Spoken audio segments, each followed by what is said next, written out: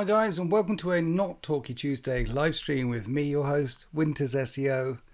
Thank you for coming along on this Talky Saturday. Thank you, Heresy Squat, for gifting 5 memberships off the bat. What an absolute legend, Heresy Squat. Thank you very much. It's hot. Thank you. Can we get some GGs in the chat for Heresy Squat? I appreciate you. I'm here to answer questions. 3rd edition Q&A. I've got the books and things. So if you have any questions, fire them this way. I said on the last live stream that I'd be here on the Saturday. Filmed today, did a game with Sultan. And then lunch and then showered. And for those outside of the UK, today I've got my summer hat on.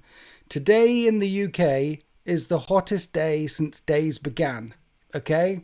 It is boiling in here. It doesn't normally get above 11 degrees and raining in the UK. I'm literally taking my socks off now, and all this electricity is on. So we will stick with it on this Q&A live stream. I've got like the kitchen roll, okay, to wipe any sweat away. We've got that. Got to stay hydrated. I've got my electrolytes in my water, and we're locked in.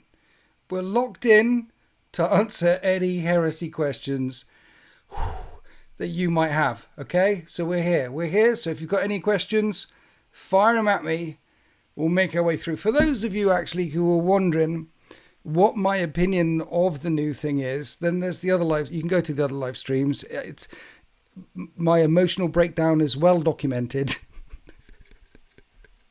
But for now, let's just say that I've gone through the 5 stages of grief. We're in acceptance now.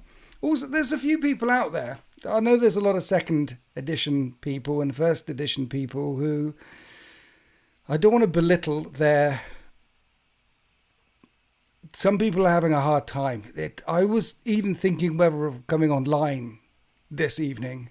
It's rare that there's this. I mean, hating Games Workshop is part of the hobby, right?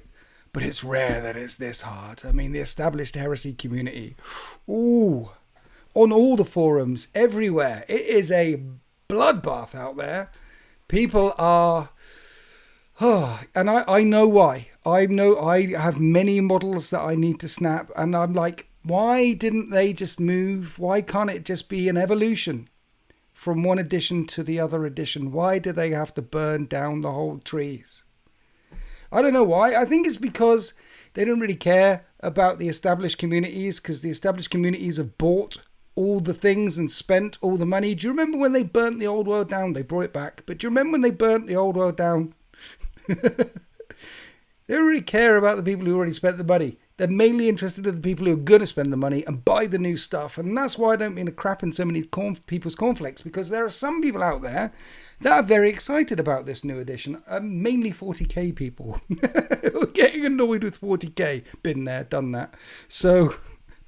where the rest of the heresy community is right now is sort of it's troubling times, people. Okay, we're going through change. Change hurts, change sucks. And why couldn't it have just been a little tweak of the rules here, a tweak of the rules here? Just release the plastic kits that we wanted. Do something about Deep Strike. There's a few things. But no. Let's burn it all down. Start again. Because they did say on the Warcom article, and they have said online, Games Workshop have said online, that this is just an evolution of the heresy that you know and love. We took the rules and we tweaked them. Newsflash, lies. All lies. The game has completely changed. And the way you collect and assemble your armies has changed. No generic rights of war, and it's changed. The way you move your armies, that's all changed. There is your reserves in turn 1. There is no limit to how far you can move a vehicle, then get out of a vehicle, then move after getting out of that vehicle, then charge. The way you move has changed. The way you shoot, all the weapons, they've changed. The way you fight, close combat, that's completely changed. There's another whole shooting phase called volley fire in the middle of the charge phase. Changed, and then status effects changed, and actually how you score and win the game changed. About the only thing that's kept the same is the ballistic skill chart. No, that's changed because there's critical hits on the ballistic skill. The strength, toughness, that's the same. Strength versus toughness chart. Initiative modifiers, that's changed. What has changed? I mean, armor, hull points on vehicles, but you can get penetrating hits, but no status effects on them anymore. It's changed. It's a different game. It is a different game from what it was before, because Games Workshop are, well, they're trying to... No, I don't know. I honestly don't know. There's a design decision at some point at Games Workshop to say, shall we tweak it a little bit? Shall we hold on to what we've got? This is a really, really loved game. Think of the other games that Games Workshop produce that their communities love. Yes, it had some janky bits here or there, but generally speaking, amongst the community, Heresy 2.0, very good opinion. Very, very, and they decided instead, no, we're not going to do it. I think it's just, they're trying to throw the net wider, catch as many people as possible, and it's not about the people who already spent the money. It's not about people like me who bought 6 legions in 3 years. It's not about, we spent all the money. It's not about the past. It's about the future. And maybe if we make Heresy a bit more like 40k, because that's essentially what's happened. It's still Heresy, but it's a bit 40k. Then maybe we can entice some 40k players over. And I think that's the decision they went down. And they've done this before, and they're doing it again, and here we are. It's Games Workshop. They're just trying to make the money. They're trying to make the bank, yo. And look, as I said, there are some people out there that I've spoken to. Some people out there have messaged me who are really excited about this new edition. Really excited to pick up the new rules and give it a go. And then there's people like me as well who have got through the 5 stages of grief to the other side, and it's a game, it's a war game, toy soldiers, rolling dice, having fun. That can't be bad, can it? It's a completely new game. Get my armies out, roll dice and have fun. Let's say some good stuff about it. I did watch the SN Battle Reports. They did a video on the bad, the good, the ugly. And 2 of the things that Steve said in that was, 2 of the things that were really good were like the way the rules are written. They're written like a lawyer wrote them. There's a bit in here on you should use a tape measure with a picture of a tape measure with a description of what a tape measure is. A tape in a box. It's like, ooh, the rules, are they written really well, or are they written for lawyers? Are they written for tournament people who would abuse said rules? Are they written for people who need it? See, 40k players and Heresy players, gamers are people like, if the rules don't tell us to use a d6 dice, we'll use d20. It doesn't say in the rules not to use d20. I need 6s to hit, right? I'll roll 10 d20s. Everything from 6, 7, 8, 9, there's a lot. So it's like that. It's written like that because they're them fools that abuse it like that. And previous editions of Heresy was written more for gamers, more for casuals in mind than it was for the sweatbags who break it for everyone. And so I don't think it's written particularly well. For example, there's a lot of rules missing that were in previous editions of Heresy. The rules are trimmed down, but the rule section is twice as big. Do you know what I mean? So in Heresy 2.0, I think the rule section is like 50, 60 pages. But there's a lot more going on. This, how far you move and what you can do when you get out of a vehicle after it's moved, what weapons you can fire, when you move, all that's gone. So it's a lot more trimmed down, but the rule section is twice the size because Roy's rules lawyers. So I don't think it's written better. I think it's written worse. I don't think that's a thing. They also said that one of the good things about the new Heresy is it's a lot quicker. It's 4 turns. It's a lot quicker. That's less Warhammer, less often for me. I don't think quicker is good. I don't see... If I can spend 3 hours playing a game or 2 hours playing a game, me, personally, shoot me. But I think 3 hours immersed in my hobby is better than 2 hours immersed in my hobby. That's me. That's me. Maybe you want to set up, play for 2 hours, get out again. Or maybe again, you want to go to an event where you got to smash out a certain number in a day. I don't know. I don't think quicker is necessarily a good thing. It's 4 turns, the missions. 4 turns. Less Warhammer, less often. Where's my 5 turns? Where's my 6 turns? 4 turns. Quicker isn't necessarily good. A good thing. A really good thing about the new Heresy, actually. No rerolls. Think about it. Think about it, chat. Lock in for a second on this one. Sweat. Lock in, chat. Lean in. Think about this. Imagine a war game with 0 rerolls. That means if you roll a bunch of 1s, bad things happen. That means if you roll a bunch of 6s, good things happen. And those 1s don't become 2s or 3s, or don't get picked up and re-rolled for shred or hatred or rending or twin linked. The bad rolls are bad, and the good rolls are good. That means the game's quicker. The game is just naturally quicker, not because it has less turns, but because it has less rerolls. I like it so much. You chuck down a bunch of dice. You know when you chuck a handful of dice down, you chuck like 20 dice, and you think, oh, there's 6 1s in there. 6 1s are bad. 6 1s, you're not picking them up. 6 1s are death. And if there's explosions and things, 6 6s, 6... No rerolls. Oh, it's so refreshing. It's the only rerolls I've found is like damage mitigation stuff like shrouded saves and feel no pain saves and stuff like that. I can't find so far any other rerolls in it. A hit is a hit, a miss is a miss, a wound is a wound, a save is a save. It feels so impactful when you roll a dice. That's a good thing. Why more war games don't do that, I don't know. It's more impactful. Like when you're playing Monopoly with the family and you roll a 1 and you needed a thing and there's no rerolls on that. That's more impactful. Like it's good. The no rerolls thing is good. I like the no rerolls thing. That works. List building, still complicated, still good. Still like that's good. What else is good?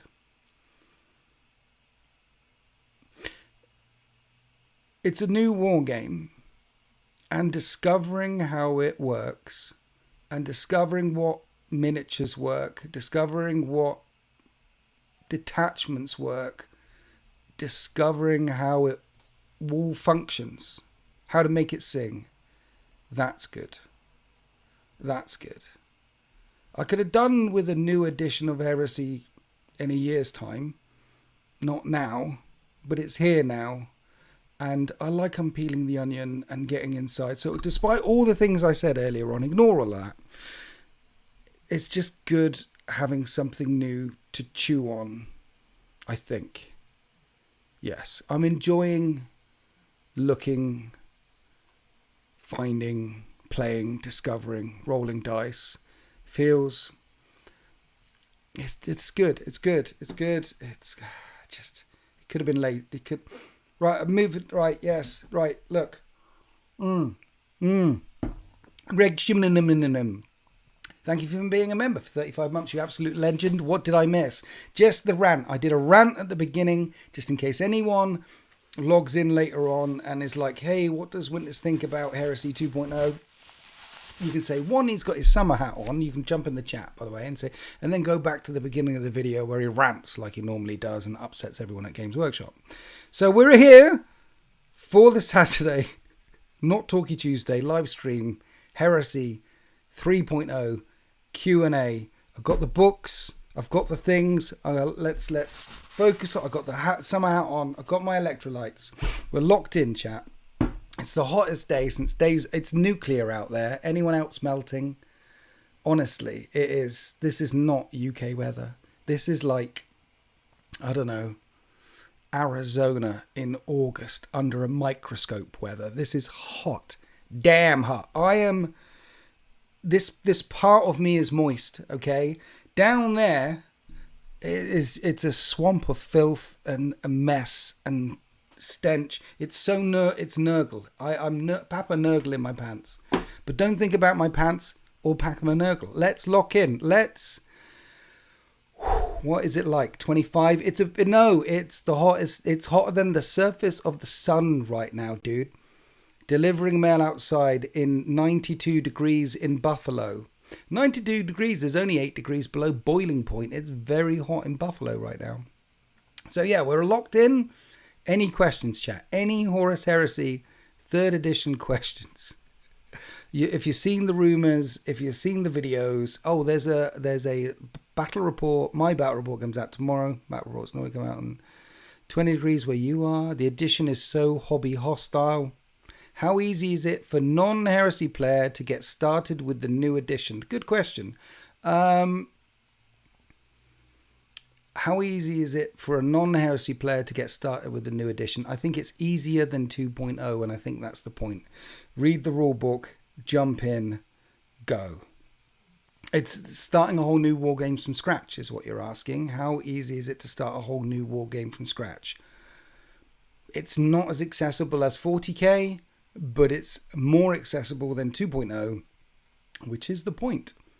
They want more people, more often, playing the thing. Rip my 35 destroyers. No destroyers? No destroyers in this edition. We need custodies. I've got the custodies on the pad, and I didn't screenshot any of the custodies on the pad. So I don't have the answers to any custodies questions. Before I went live, yeah, it's so hot. I should have screenshot some stuff on the pad. How are the missions? Exciting. How good is the introduction rule section? It's okay. How are the missions? Exciting. So previously the missions had you doing things. There were some missions where you fought over objectives or kill each other, but there were mainly missions where you do things like line break or Tide of Carnage, hold zones, things like that. And then the expanded missions from the expanded books that they did, they had these 4-turn missions where you were fighting over objectives. The missions in 3.0 are 4-turn missions where you're fighting all over objectives. So the missions are all about objectives, all about scoring objectives, with some secondaries like kill more or kill the warlord or kill something in first turn. So the missions are all focused on taking and holding objectives. In this edition, line units will be key and vanguard units will be key. Line units get you a bonus to the points when you take an objective or hold an objective, and vanguard units get you a bonus to the objective points when you take an objective off someone who previously had an objective, and you've got 4 turns to do it. It's going to be about rushing with rhinos to get where you need to be in turns 1, and then getting vanguard units such as assault marines or terminators onto those objectives in turns 3 and 4 to steal points back again while scoring secondaries. That's the mission. That's what it is now all the time. One of the missions has got 4 objectives. One of the missions got 3 objectives. And you guessed it, one of the missions got 28. No, one of the missions got 2 objectives in. And then all the other units that are not vanguard units, terminators, assault marines, or tactical marines, all the other units that are not vanguard units, all the tactical marines, they are there just to kill other stuff and help support the other units hold objectives. What is it? Opposable thumbs. Opposable thumb.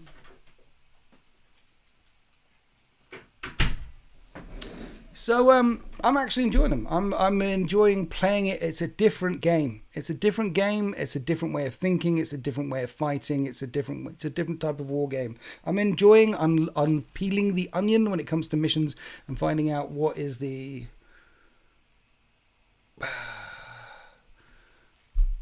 what are the tactics, what are the tricks, what are the where's the juice at? That's why my brain paused, because one is the tips and tactics and strategies and things like that, and the other way is where's the juice, where's the story, where's the narrative, because it's heresy and you want that. So is Perturabo better than Dawn? Obviously. I mean, that's just a easy answer to that question, isn't it? Perturabo's much better than Dawn. Dawn's yellow. about the rules, though. Haha, what are we talking about? How does terrain feel? Terrain is broken. Whole units being hidden and being able to kill out of line of sight. The terrain section, you'll see it in my first battle report tomorrow. The terrain section is jank. One of the things they got right in 2.0 is terrain. One of the things that they've got wrong in this is terrain. They've said, in the terrain section, it says, loads of people have scratch-built terrain. And so we can't tell you what the rules for your terrain is. So here are 5 rules that you may want to apply for terrain. And it's light, medium, heavy, difficult, dangerous. And then you can apply those rules to your terrain. There's also terrain pieces such as barricades, sandbags, crates, terrain that stuff that would block line of sight. Terrain pieces are things that block line of sight. And it says these have no rules. Unless there's special rules that you want to apply or special rules. So basically there's no rules for barricades. There's no rules for tank turrets. There's no rules for any of that other than the ones that come out in later editions or other than special rules that you choose to apply to barricades, to tank traps, to things like that. You can choose to apply rules.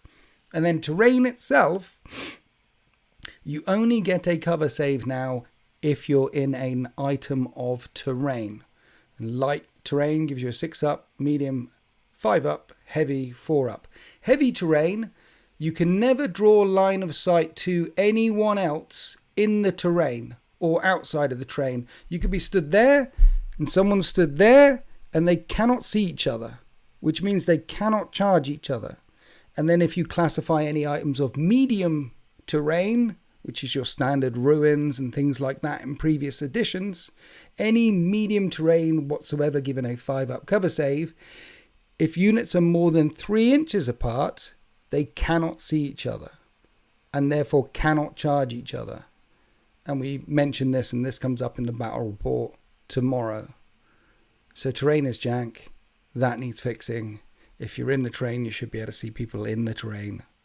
And you can see why they've done it. Medium terrain completely blocks line of sight to any shooting more than 3 inches that passes through the terrain. And the reason why they've done that is because in this edition, you can remove models in the shooting phase that are out of line of sight and range. In Heresy Older, you could only, if you had a couple of guys in the terrain feature and only 2 of them were sticking their head up, only 2 of those died. But in this edition, you can shoot a lot more. You can kill everyone that you can't see. So they've said that if you're further back in a terrain feature, you can't be hit, or you can't shoot through it, or you can't charge. It's weird. It's weird. It needs fixing. Blood Buffalo, thank you for joining the 13th. Tier 1, I appreciate you, fam. Thank you for joining. Welcome to the fleet. Welcome back to the fleet. Jacob Hibbard, thank you for your £5 donation. I appreciate the donation. Thank you, sir. What's the deal with Vexilla? Vexilla gives you +1 combat resolution. Vox and scanners. I feel like I need to get my clippers out. Looking forward to some battle reports. Yeah, a Vexilla just gives you +1 combat resolution. Beforehand, it only let you roll back one fullback 1d6, but now it gives you +1 combat resolution. Combat resolution at the end of the fight phase is a bit stronger now. Or weaker now. What has changed? Because beforehand, combat resolution, you used to look at the number of wounds caused. So at the end of the fight phase, you caused 5 wounds. I caused 1 wound. Therefore, you won by +4. Because 5 minus 1, 4. If you had a Vexilla, +5. Now it's not wounds. Now it's models removed. So Vexilla's stronger. Augury Scanner and Vox. The Augury Scanner ignores shrouding. You put Augury Scanners... It's 10 points to put them on your heavy weapon teams. Everyone's going to put Augury Scanners on all their heavy weapons teams. Because then all your heavy weapons teams, your enemy cannot make shrouded saves against something with an Augury Scanner.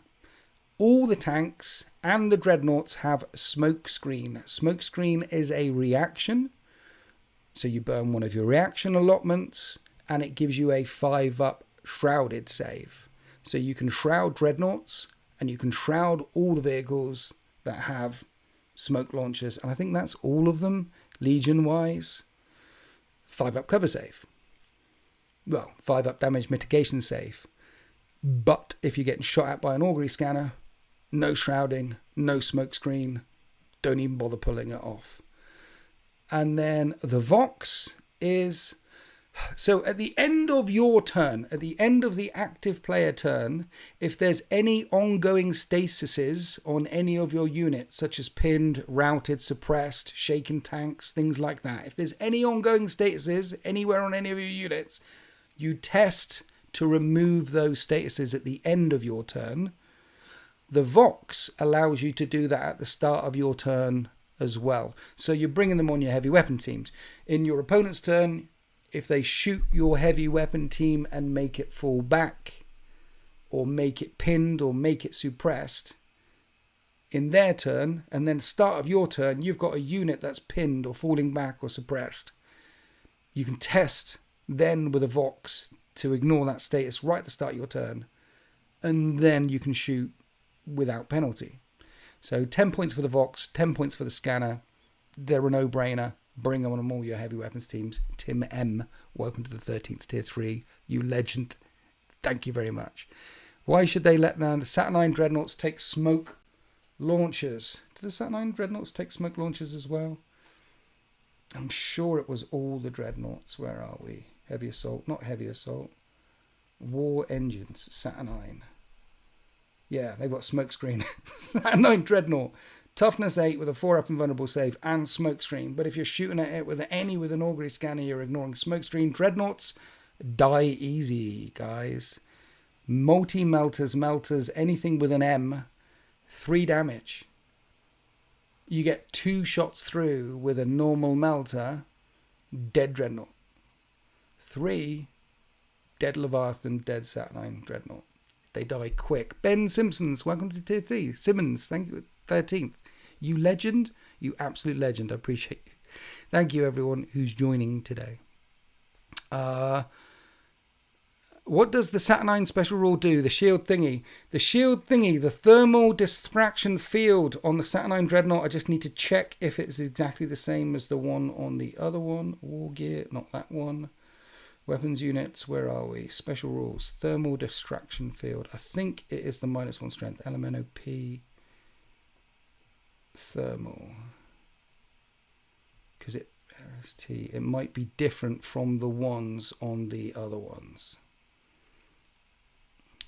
So on the Saturnine Terminators, 1 minute, units, support.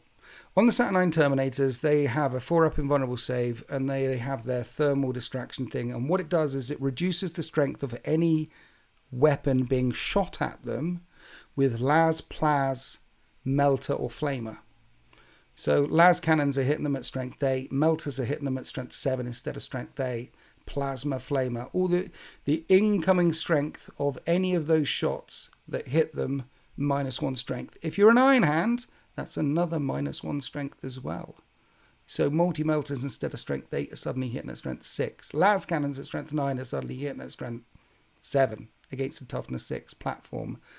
And they have a second rule, which is if you get any gets hot rolls, any overloads rolls, and you've got the thermal distraction, whatever it's called, the thermal field that the Saturnine guys have, any overload rolls, only breach or rend, only on 6s to wound. So if you roll badly to hit the opponent, some of those shots can hit you, and some of those shots can breach on a 5, breach on a 4, can hurt you easily, hurt them easily, but they'll only do that on a 6 rather than a 5 or a 4 or whatever the value in an X is. That's what the thing does. I'm just trying to find out whether where are we? I put it down. Heavy Assault, Lords of War Engines.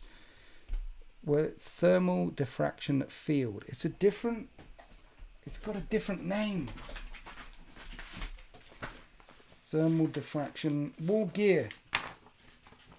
So that's why I couldn't find it in the different rules, because it's a different thing. Yes, so it's the same on the Dreadnought as it is on the Terminators. Thermal diffraction field. That's what the Saturnine thingy does. Reduce the strength of hot things coming in at you. Do you think plasma will be fact, i.e. overload mode is back to breach 4+, and the regular mode is 5+? Overload mode is back to Breach Plus, regular mode 5 Plus. There's lots of different types of plasma. I don't know what you're referring to because there's lots of different types of plasma weaponry which have lots of different... Where are we? War engines, transports, war gear points, weapons. Plasma section is huge. You got plasma pistol, plasma gun, twin plasma gun, heavy plasma bombards, plasma cannon. There's lots of different plasmas. And many of the plasma shots breach on 6s. And then if you overcook them and go for overload, they breach on 5s and some of them breach on 4s. So that seems okay to me. Basically, if you don't overload them, which is gets hot, you're going to... 6s to wound will ignore armor, basically count as AP2. And then if you want to overload them, gets hot, then 5s to wound or 4s to wound will count as AP2 and just burn through your armor. What happens with the overload mechanic now, though, is because you're going to have overload 1, overload 2. If you were to hit on a 3 up and have overload 2, then 3s to hit. But overload 2 means 1s and 2s to hit you. Overload 1 means 1s to hit you. Overload 2 means 2s to hit you. Overload 3, but I can't find any overload 3s, but there might be a mechanic somewhere that moves something to overload 3. But overload 1, 2, 3, therefore, overload 3 will hit you. And then you just roll for the weapon versus your opponent and roll for the weapon versus you as if you were shooting yourself. And that's when the Saturnine plasma thing comes in.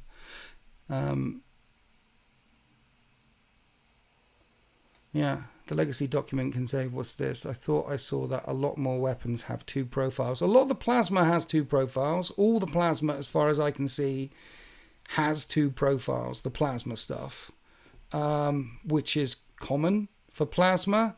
I'm just looking through the war gear section right now, and I can't see 2 profiles on anything else other than plasma. Except for missile weapons that have more than one type of shot when you load this shell or that shell. So yeah, that's just a plasma thing. At this point in the legacy PDF, we'd have to, okay, we'll talk about, yeah, there needs to be a legacy PDF. There needs to be a legends PDF, a legacy PDF, because a lot of units are not here anymore, and a lot of armor weapon options are not here anymore. And I don't know, maybe they'll just not bother. I don't know. We'll see. All those rampages I've got with jump packs, gone.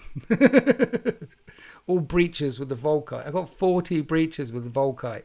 That's an afternoon snapping them all off and put... The last time I had a mad snap was 6th to 7th edition. 6th to 7th edition... it was the AdMech. No, what codex was it? I remember having a mad snap. It's such a long time ago now. It's like 15 years ago. But I remember me and the boys, like Saturday, everyone round, cups of teas, biscuits for days. Like, we are having a session, boys, and we're getting all this stuff done. Otherwise, we're not going to go to another event because none of our stuff is legal. I've got to do that again. I'm not touching my models. Yeah, man. I mean, you don't have to. You don't have to at all. That's what the mark of Dave is, right? Lots of people are like, hey, these have got these on, but don't worry about it. In the here's the thing. In the battle report that's out tomorrow, I use a lot of Gorgon Terminators. And according to the data sheet for Gorgon Iron Hand Terminators, the data sheet, they don't have any guns. But the Games Workshop official models, which I've got and I've painted and I use in the battle report, have guns. So I'm not snapping all those guns off, because if you go online right now, you can find them. They've got guns. But apparently they don't come with guns. I'm wondering if they're going to release lots of models, Gorgon Terminators, without guns. I wonder if that's what's happening. They're going to get new plastic ones with 2-handed things. Trajan Flores, thank you for your donation, dude. What an awesome handle, by the way, Trajan Flores. And he didn't even say anything. He just dropped in $199 just like that. Absolute G. He's like Trajan Flores. You legend. Thank you. Can we get some GGs in the chat for him? Word bearers lost warp fire. Yes, they did. Yes, they did. Winters, Custodes, please. Dude, Trajan Flores, I really appreciate your donation. I have Custodes on... I don't... Okay. You donated. I'm going to have to try and get into this pad with the code and everything. Because you donated, I'll try and get into the pad. Where is the password? God damn it. Okay, guys, talk amongst yourselves. Trajan Flores dropped some money. I don't know where... I'll be back. I'll be back.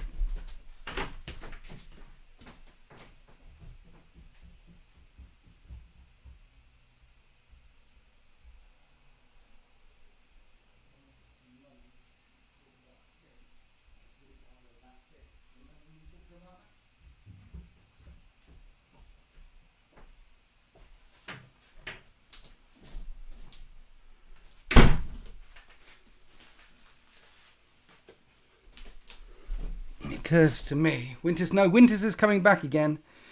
It occurs to me that it's not only that I didn't put it on the pad, but it came through from a Games Workshop email, and I didn't even transfer it to the pad, Trajan Flores. So I've got to go on the phone, find the original email. It's not yes, which is here, Mechanicum. Auxilia, and it's not in there. It's not in there. None of the Custody stuff is in there. It's not in there. I'm reminded of what they said about Trajan. Thank you for a second donation. I really appreciate you. Thank you. I don't have it though. I don't have Custodes. I've got to open that window so hot. Okay, so they have said that the Custodes stuff is going to be coming out on PDF at time. Yeah. It's coming out on PDF on day of launch, on the 26th. So the stuff that I don't have it. Sorry. Got the I've got the summer hat on. It is hot in here. We're keeping on all my clothes. This is... I was thinking about doing this naked, but, you know, I'm not sure the YouTube algorithm could take this much hot. You know, it would just... If I did this naked, I'll basically be... Mr. Beast needs a job, right? I don't want to compete with him, okay? It sounds like too much hard work, so we'll keep it in my pants today. Do you know how many characters and units you'll need to repurpose in other profiles? I'm going to be promoting my planned... veterans into command squads. How many characters and units you need to repurpose in other profiles? It all comes down to your collection. It all comes down to your collection. Do you know how many characters and units you'll need to repurpose? That's a broad question, dude. I don't know. It comes down to whatever you've got and whatever you need to. Veterans, a lot of veterans will be becoming Centurions. Yes. Legion, that sounds almost to play with. What? Legion, that sounds the most fun to play, both loyal and traitor. Probably World Eaters. The answer is always World Eaters. Yeah, my veterans will be promoted to command as well. Yeah, so one of the things in this new edition, I've done a range of videos. There's a chunk of videos coming out throughout next week. One a day, every day coming out next week. Answering some of the more key questions like what are reactions? What do transports do? What does this do? What does that do? And breaking it all down for you guys. And I put them on the thing to come out once a day, every day, all the way through next week. If you've got any more key questions that I could, once you start, there's a series there. There's a whole series I could do some stuff on. And I'm happy to make some more videos. So we'll see how that evolves and see what questions come out of there. See what questions come out today. See if I need to make any more. What are Nightlords rules? They never got leaked as far as I know. Nightlords. I think they are, if you fight something that has a status effect on it, you get +1 a wound. While locked in a combat with any units which contain at least one model with any tactical statuses, models in that combat with this special rule gain an additional modifier of +1 to their weapon skill until the end of the phase. So you've got to have something pinned, stunned, suppressed, routed, It's not too dissimilar to the one they had in the previous edition, because in the previous edition it was all about panic tests, right? It was all about pinning stuff in place. It was all about night fighting. But you just got +1 to wound if you outnumbered them anyway, including bulky. So now it's just +1 to hit. Well, +1 to weapon skill, which is worse than +1 to hit. So yeah, you need to be in combat. You need to put stasises on things. So that's panic tests, that's flamers, that's snipers, that's things like that. So you're going to be looking for weapons that does stasis effects, and then looking to get into close combat with Vanguard units such as Terminators and Assault Infantry. So your Armentura and Assault guys. Where are we? Questions. Deathguard rules. Deathguard rules count as stationary so long as they don't move more than 4 inches. That includes vehicles and dreadnoughts. So in this edition, you get bonuses. You don't get penalized for moving. You can like in the previous edition, if you moved a heavy weapon, you'd be snap firing. Or if you move with a rapid fire weapon, you're only firing once rather than twice. All those sorts of things. All there have gone away. There are no penalties for moving, including tanks. Tanks can move their full distance, fire all their guns at full ballistic skill. No more combat speed, no more cruising speed. Everything just moves, whatever its movement is, and fires all their guns. You get bonuses for staying still. Bonuses if weapons have the heavy trait, and a lot of them do. And Deathguard count as heavy so long as they only move 4 inches. So, one Nightlord Gambit lets you... Right, yeah. Do you think you'll revisit Isfahan 3 in 3.0? The battle reports, yes. We're going to go... Yeah. That's one of the things about this new edition that I'm looking forward to doing, is going back to Isfahan 3 and doing some of the stories there with Zoltarvitz and Lucius. Going back to Isfahan 5. New edition, new rules... Let's see how it feels now. Let's see how it plays out now. Yes. I think in the previous edition, I barely did any home-cooked missions like I do for 40k. In 40k, I play a lot of the Prior Nexus, a lot of the Leviathan stuff, a lot of the chapter-approved missions. But I want to say about 50%, at least half of the missions that I play in 40k are Murder Bowl or narrative missions or stuff, not just match play all the time. Heresy, that wasn't the case. I can't remember filming a battle report and putting it on the YouTubes that wasn't one of the Games Workshop official ones. And I think in Heresy 3.0 that might change. Heresy 3.0 will do mainly the official ones, certainly at the beginning most of the time. But I can see that in a year's time, I can see me adding narrative missions, narrative spin a bit later in the edition at least. Like I do in 40k, perhaps not. We'll see. But I can see it coming. Raging Gorn, thank you for your donation. Legend. Saw SN said, some legions lost some flavour, wanted to go either Dark Angels or Ravenguard, or both likely to hamstring me. Ravenguard really strong. Good question. You should play who you... Yeah, I mean, Bella Buffalo said, play who you like. Play who pulls to you the most. Play... My advice to people who are always thinking about collecting or starting or doing X or doing Y, it always comes down to you've got to get what you like, because in years' time the rules will change, but your collection won't. So Ravenguard, having said that, if you like both of them and you were thinking of getting both of them anyway, or don't know, Ravenguard have got a very strong Legion trait, which is if you shoot them and you're more than 18 inches away, you snap fire, which typically for Space Marines is hit on 5s rather than hit on 3s. It's strong. And there's Shadowmasters rules as well for the Mordathan squad, and you can also give it to a prime infantry detachment as well, and give them a shrouded save more than 5 inches away. And also a lot of recon squads also have smoke, so they can get shrouded as well. Ravenguard strong. Dark Angels not as strong. Dark Angels one is leadership can never go lower than 6. So if you're trying to do the stronger one, Ravenguard, if you like both of them, Dark Angels are more of a legion, you see. This is from a collection point of view.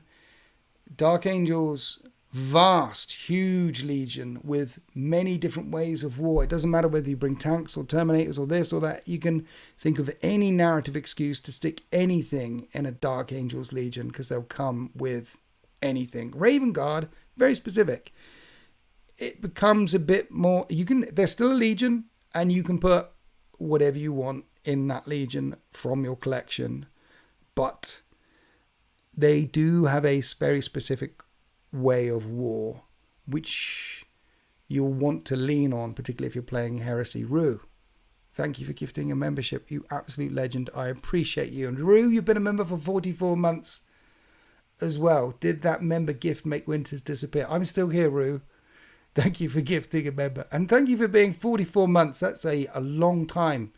That means like you're in little school now and you're walking and you're out with the nappies and everything. You absolute legend. Do White Scars have any neat things other than movement, like additional Vanguard or line tweaks, or do you not get that far yet? Let's check White Scars. So what it works is everyone gets a legion. There's 4 things you get in your Rite of War, okay? 4 things, and one of them is White Scars +2 to their move. But you also get a Gambit, you also get a advanced reaction, and you get a detachment slot, or more than one detachment slot for you. And there's also specific war gear that you can get as well. So yeah. Rite of War, White Scars. At the start of any control... This is what I mean about the rules. Written this way, really. At the start of any controlling player's turns, that player may choose to increase the movement characteristic of any model with this special rule and a base movement characteristic of at least 1 and apply a modifier +2 of that characteristic until the end of that player turn. What the hell was that? That's English, apparently. They could have written White Scars unit, add 2 to their movement. Add 2 to move is quite big. But yeah, they have a Gambit, which is a chance to gain a bonus to the focus roll in challenges. Everyone has a Gambit. That's their thing. They also have a auxiliary detachment where you can bring 2 recon squats and 2 speeder slots. So long as you bring... So the recon slots have to be Outrider squadrons and the fast attack slots have to be similar to jet bike squadrons. Okay, so they've got an auxiliary slot where you can bring up to 2 jet bikes and up to 2 Outriders in one detachment slot, which you're going to need a commander for. That's their thing. Raging Horn, thank you for gifting the membership. You absolute legend. For the Khan. So yeah, more fast stuff, extra move. Their advanced reaction is... move, and then there's weapons such as Power Glaives, Cyber Hawks, and there's the Saga Mazan as well. There's a lot of ways where you can bring for all the legions, they've got a thing where you can bring one of your detachments as a prime slot, one of your units as a prime slot. So Iron Hands can bring a Dreadnought, and the guy in the prime slot becomes a champion. Word Bearers, prime slot, they get Furious Charge. Well, not Furious Charge, it's impact hit strength, but it's Furious Charge. White Scars, Saga Mazan, 1 prime slot, and these guys become expendable too. So, yeah. Nice. Expendable 2 means that's... if you get any points for killing them, you get -2 points for killing them. They can die. They can die. It's good. Digging the Mechanicum, Thalax lost move, shoot, move. Did they? I haven't even looked at the Mechanicum stuff yet. Not at all. I've had it for a bit, the 2 weeks say, and not 2 weeks, about 10 days, and I'm still digging my way through the Legion stuff. It took me a long time to get my head around all the changes in this book because so much has changed. It took me a long time reading it, rereading it, and now I'm just onto the Legion stuff. I'll get to the Mechanicum stuff. Might be a strange question, but Games Workshop mentioned Erebus having a really fun Gambit. Can you confirm Erebus having a really fun Gambit? Let's kill Erebus again. I do enjoy killing Erebus. Where are we? Word bearers Erebus. Argortal, Sardu Leak, Galvorbak, Marigal, not that way. Erebus. Lord of the Blessed. Ellis can join units that have Malefica. He can do demonic manifestation. He hasn't got his own unique gambit. Not there at all. Instead, there is the Word Bearer's Gambit, which all Word Bearers can do, which is they can take willpower checks to modify their characteristics during the face-off of the challenge phase and add to their strengths and attacks. Essentially, that's their gambit. More lies. Yes, we like killing Erebus. Killing Erebus is good. The Lads Lounge. The main thing annoying me, also Gene W sorts of multi-wound weapons versus mechanical, was we've lowered their points cost, so buy more product, which I know they want to say. Yes, there's definitely points reductions in this book. Not just Mechanicum, but a lot of points reductions here. You'll notice it.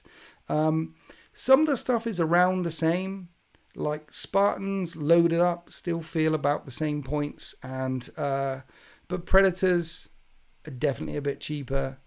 Dreadnoughts are definitely a bit cheaper, and your go-to squads are definitely a bit cheaper, like Terminators and stuff like that. But in the battle report that's coming out tomorrow, Alex Fields, Abaddon with 10 Justaeran Terminators, which was 850 points with all the upgrades. So you can still Horus Heresy up to the max. You can still put an 850 point unit in a 450 point transport, and there's half your army. It's still very Heresy, but there is points reductions everywhere, and there is that's how they make money, right? That's how they make money. Is this 2,000 point army suddenly only 1,700 points? I need to buy some more stuff. How do you feel about massive Dreadhammer Siege Cannon just being a 5-ish blast demolisher? The Dreadhammer Siege Cannon on the Typhon in Heresy 2.0 was a 5-inch blast. Is the Typhon really cheap to make up for it? Typhon, cheap to make up for it. Let's find out. Units. Lords of War. The Typhon is 400 points. It used to be 425 points with 2 las cannons on the side. Now it's going to be 420 points with 2 las cannons on the side, so 5 points cheaper. And it still has a Dreadhammer centerline mounted siege cannon, which was a 5-inch 12. It was strength 12, AP 3, rend on a 4-up, brutal 4. It used to be brutal 4 or damage 4. It was the only damage 4 weapon in the game. And now the Dreadhammer Siege Cannon is damage 3, is firepower 1, strength 12, AP 3, damage 3. Okay. So it's the same as it was, but damage 3 instead of damage 4, and breaches on a 5 instead of breaches on a 4, which rends on a 4. So it's got worse. It's got worse. Yeah. Stun 1 as well. So if you hit... No, that's just stun. So stun 1. What does stun 1 do? Stun 1.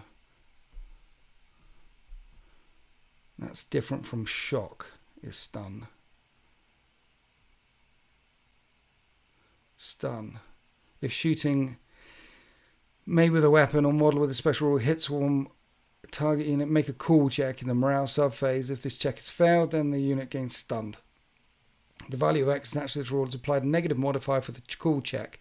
Okay, so if you hit any unit, they make a cool check -1, and if they fail, that unit is stunned, which is pinned, by the way. And cool for most Space Marines is 7, so at -1 it's 6. unless you make them veterans. Making Space Marine tacticals, anything that you can, veteran units. So you got prime slots when you pick units, wherever you can, making them veteran squads, I've found to be extremely useful. That'll up your leadership, cool checks, willpower, everything by 1, and it works. Doesn't have Ordnance 1 because the Demolisher does. Does it have Ordnance 1? Ordnance 1 will be big, but only count if it stays still. War gear, Dread Hammer, Siege Cannon. It does have Ordnance D, so its damage goes from 3 to 6 if it stays still. That's what Ordnance does. Let's check units and war engines to see if it has the stable, not war engines, Lord of War. See if it has the stable keyword. Nope, it's a vehicle type super heavy. I think super heavies count as stable. Let me check. I need to get my glasses.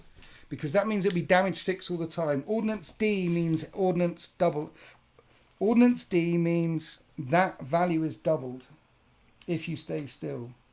What are we looking at? Super heavy. Super heavy. I need to know. Super heavy vehicle subtype 223. I can't remember everything, guys.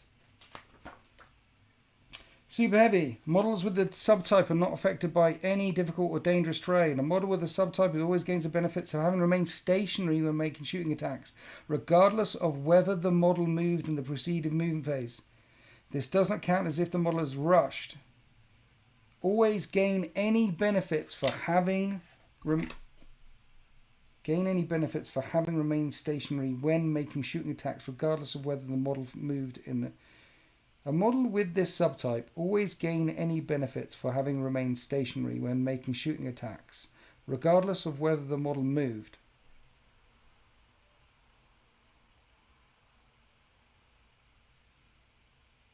Okay, so I think it's damage 6 all the time.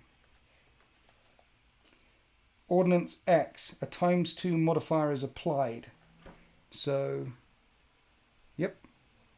Okay, so the Typhon Super Heavy tank is damage 6. I think that's the highest damage weapon I've seen in the game. I found some 5s, like the Saturnine Concussion Hammer on the Saturnine Praetor. Can get to damage 5, but I didn't really find any more. Hi, McFrosh. So glad it hasn't changed much. Yeah, so pretty sure that means the ordnance bonus even if it moves. It gets the ordnance bonus even if it moves. Yeah, I mean, what do we think, guys? So, ordnance, the ordnance rule is your damage is doubled if you stay still. Okay? That's what ordnance is, wherever you see ordnance. So, for example, the Venator Tank Hunter, Sakaran Venator Tank Hunter is damage 2 ordnance. So if that stays still, that damage 2 goes to damage 4. So that's strong, right? Now, to count as stationary, you need to be Deathguard only more than 4 inches, or you need to be stable. That's another weapon platform called stable, or super heavy.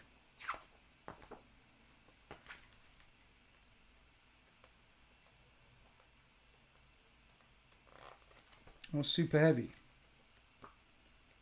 And I just lost it again because I'm a goddamn idiot. Super heavy. So stable. A model with this subtype always gains any benefits for having remained stationary when making shooting attacks, regardless of whether it moved.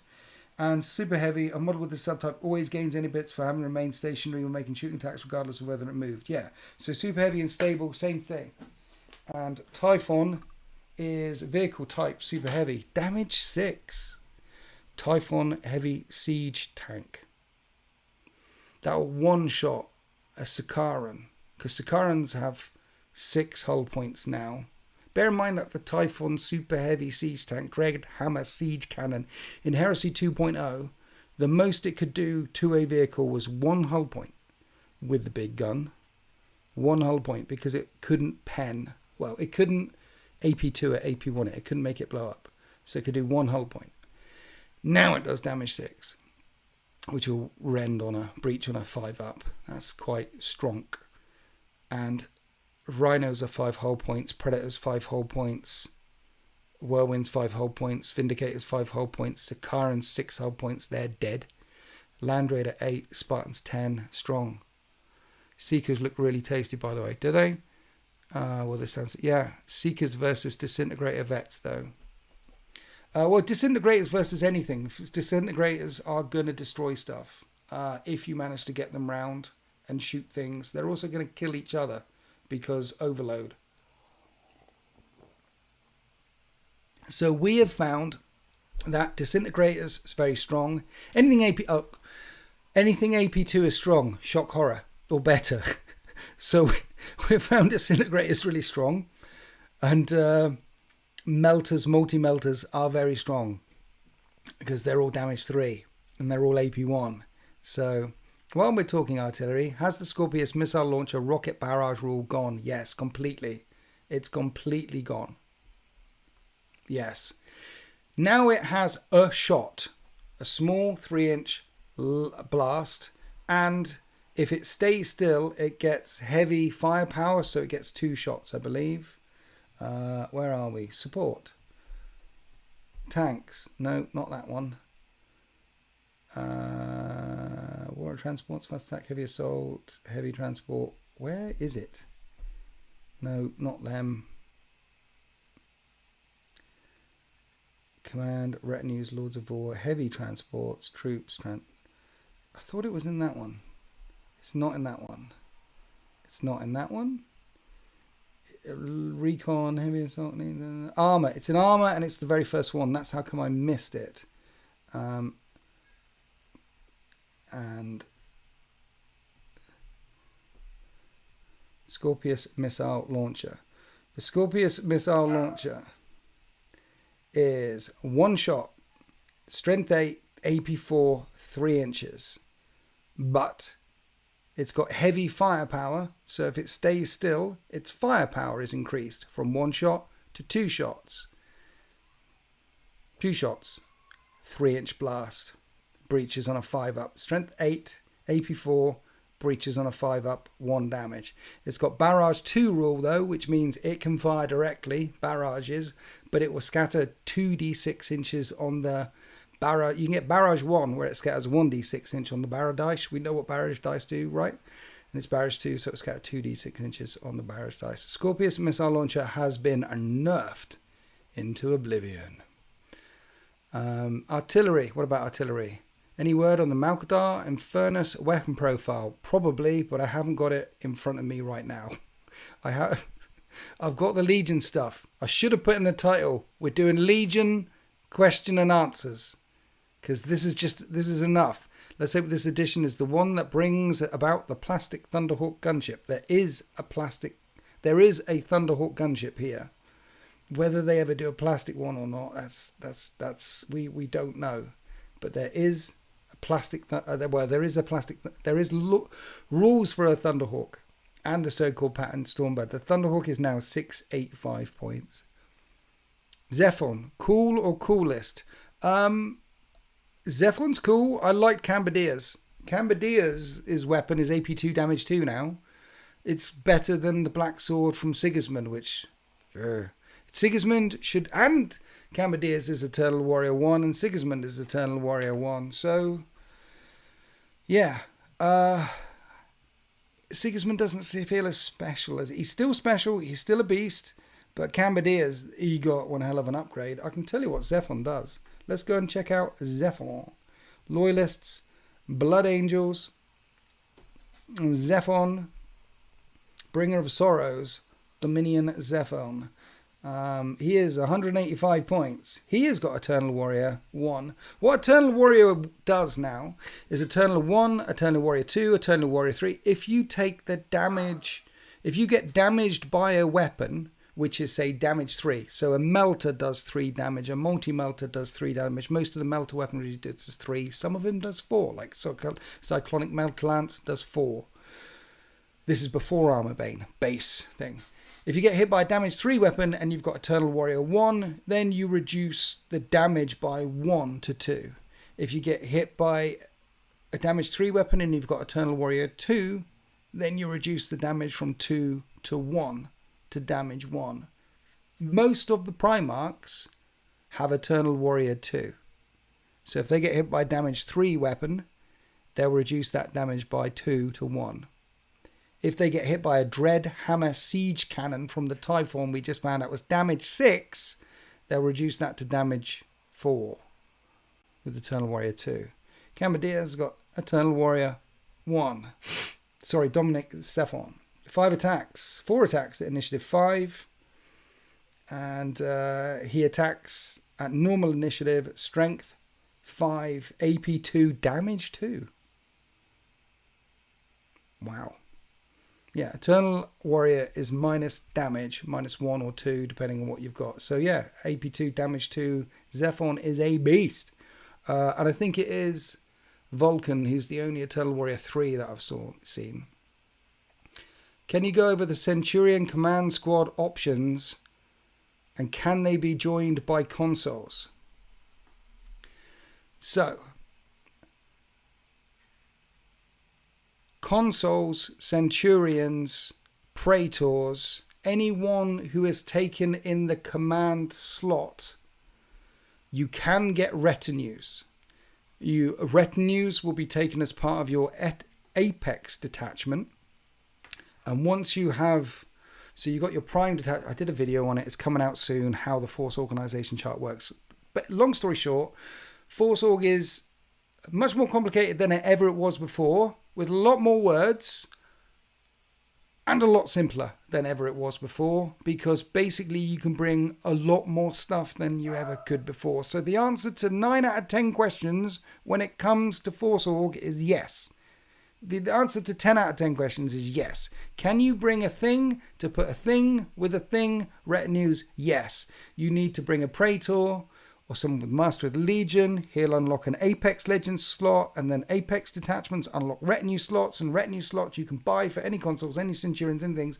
Stick them together. Does that answer that? Can damage go to 0 with Eternal Warrior? No. Is it at least Morty has Eternal? Does Morty have Eternal Warrior 3? I sure. I can't remember. How about the Cerberus, which is a dedicated tank hunter for damage? Cerberus, what does the Cerberus do? Lords of War. Cerberus, 400 points or 420 points with 2 las cannons on the sponsoon, which you're going to do. It's super heavy, so it counts as stationary. Armor, 14, 14, 13, 12 hull points, and with a neutron laser battery.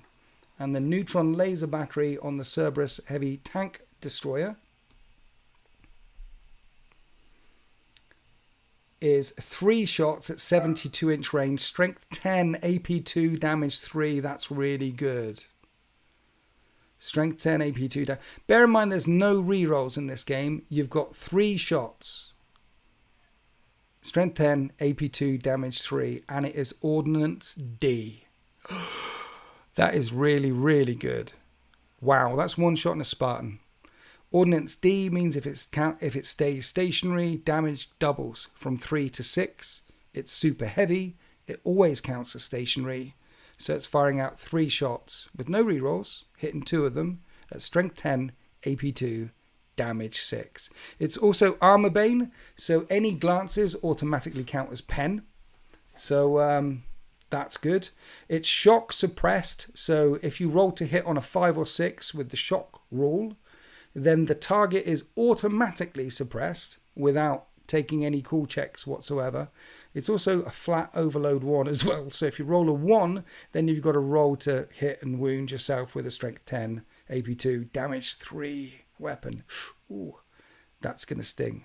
So, yeah, out of the Cerberus and the Typhon, get a Cerberus. Get 2 of them. Can you tell us tomorrow Iron Hands list? It has got 6 Saturnine Terminators, a Saturnine Praetor, a Gorgon, 10 Gorgons with a Centurion in a Spartan, 2 Leviathan Dreadnoughts, a unit of Volkite team, heavy weapon teams running around all over the place, triple units of tactical marines, 15, 10 and 10, and the 2 squads of 10 are in rhinos, and a triple rapier battery team with laser rapier destroyers. It's pokey. Destroy D is my new nickname. Nice. Give him the D. Nice. Yeah, you can one-shot Spartan with a neutron laser battery. See, the thing is as well, you don't get cover saves for vehicles, for intervening models anymore, or if any of your armor is obscured anymore. All of that's gone. You get cover if you're in terrain. And then the terrain grants a cover save depending on whether it's light terrain, medium terrain, or heavy terrain. You don't have to be wholly within, you just have to be in. So there's some gaminess right there. But if you're shooting a strength 10 AP2 6 damage gun at a tank, all you got to do is hit and pen and it's dead, auto dead. Evening Wolfboot Chronicles, how you doing? So any more questions on this Talkie Saturday live stream for Horus Heresy 3rd edition? I think I've rambled quite a bit. We're hot, we're sweaty. The hottest day of the year. This is the hottest day since days were invented. I mean, some people in Australia think they know what heat is, particularly when half their country is burning. But this is more heat than Australia. And anyway, Australia doesn't exist, does it? It's just, I saw it on the internet that it's like, it's on the other side of the ice wall in Valhalla. Alfarius, when? Dangerous terrain tests? Yes. So the way terrain works is there's 5 terrain rules: light, medium, heavy, difficult, dangerous. You choose to apply that to whatever terrain you want it to apply to. You can choose to give stuff dangerous terrain tests, say that terrain is dangerous or not. Everyone will have to take tests for it unless they have moved through cover, and then they ignore it. Dozer blades allow you to ignore the -2 when you're moving through terrain for vehicles. So most vehicles have slowed down by 2 inches. So Rhino's moving 12 instead of 14. Spartan's moving 10 instead of 12. Most vehicles have moved down by 2 inches, except for Sakarans. I think they're still very quick. And yeah, you're going to need dozer blades when you move through terrain. And dozer blades just mean that you're not slowed down by your 2 inches when you move through terrain. Interestingly, Leviathan Dreadnoughts move 6 still, for example, and they don't have move through cover. So if Leviathan Dreadnoughts are going through difficult terrain, they're moving 4. And they're heavy, they can't run. Any hints about Legend PDFs? Yes. I have no knowledge of Legend PDFs yet. Is Lorgar still a baby Primarch? Lorgar was the worst Primarch in the previous book by a long way, and we like that because, you know, Lorgar things. But in this book, he's actually quite killy. Illuminarium, for example, his great big mace is damage 3. It's AP2, damage 3. Strength 8, AP2, damage 3. 3 wounds. He's got critical hits 5. That means on 5s to hit, it auto wounds. You don't even roll the wound, and damage 3 becomes damage 4. There's not very many damage 4 Primarchs out there. He's an absolute beast in this edition. He's an absolute beast. 5s to hit. He's only got a weapon skill of 6. He's the worst Primarch. All the other Primarchs, weapon skill 7, or higher. So he's the shittest Primarch in close combat. He's hitting other Primarchs on 5s, but if he hits on 5s, that's a critical hit. Auto wound, damage 4. Black Shields, Damn Legion, Black Shields. Where are my Black Shields? I cannot find any rules on Black Shields in here at all, in the Legion's book. I'm sorry, Damn Legion. I think they will be a PDF or a future release. They're not in the Legion's book. Can I run an army of them? Black Shields. I can't find rules for Black Shields. Hell yeah, love Lorgar getting some. No, you don't want Lorgar. No one wants Lorgar. No one wants Erebus. All we want to do is kill those fools. Black Shield rules will be released in October. There we go. I like the minigame after combat. Choosing route or fall. No. There are 2 minigames in it. The flyer minigame. So combat air patrol. Your flyers, if you bring flyers, will come on and go off in your movement phase, and your opponent will shoot them, intercept them, whatever they do in your movement phase. And then in the shooting phase, in the fight phase, in the other thing phase, there's no flyers on the table. They're already gone. And the other mini game is the challenges. In challenges, in close combat, you pick your 2 challenges out and you do the challenge. And you keep going many rounds of combat until someone dies or someone withdraws. Or cool check or something like that. Yeah. After the fight phase, it looks like there's a mini game after the fight phase, but there really isn't, because the person who loses the combat, if you fail morale, you're falling back anyway. You have to select the fall back option. There's 6 options that happen after the fight phase. You're routed. You fall back, you're routed. You fall back, your initiative plus D6.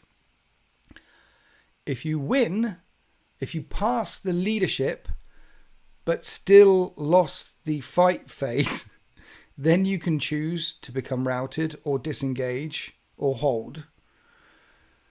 I don't think you can choose to be routed, but you can choose to disengage or hold. And if you've won, after the enemy either disengages, falls back, or then you can choose to gun them down, pursue, or consolidate. So it sounds like a lot that's going on there, but basically if you lose the morale part of it, you're only doing one thing. If you pass the morale part of it and losing the combat, you're holding or disengaging anyway. That's all you'll be choosing to do. And then if you're winning, your options are the same. That's all you're choosing to do. And if your enemy disengages, which is move their initiative, you can always pretty much catch them, because when you pursue, you move initiative plus D6. And when they disengage, they only move initiative, not plus the D6. So, sweeping advances have gone, but combats can remain locked up. If the enemy chooses to hold, you'll be locked up anyway. If the enemy chooses to disengage, you can chase them. If the enemy chooses to disengage, you can chase them and continue to be locked up with them. Or you can gun down, and gun down is a whole other shooting attack using volley fire only, and volley fire you can only volley fire with assault weapons, and it's snap firing hitting on 5s.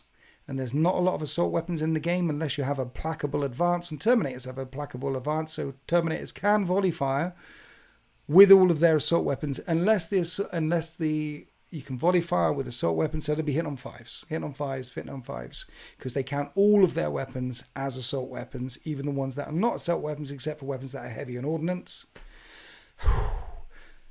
Sons of Horus special rule is death dealers. Whenever they volley fire at full ballistic skill.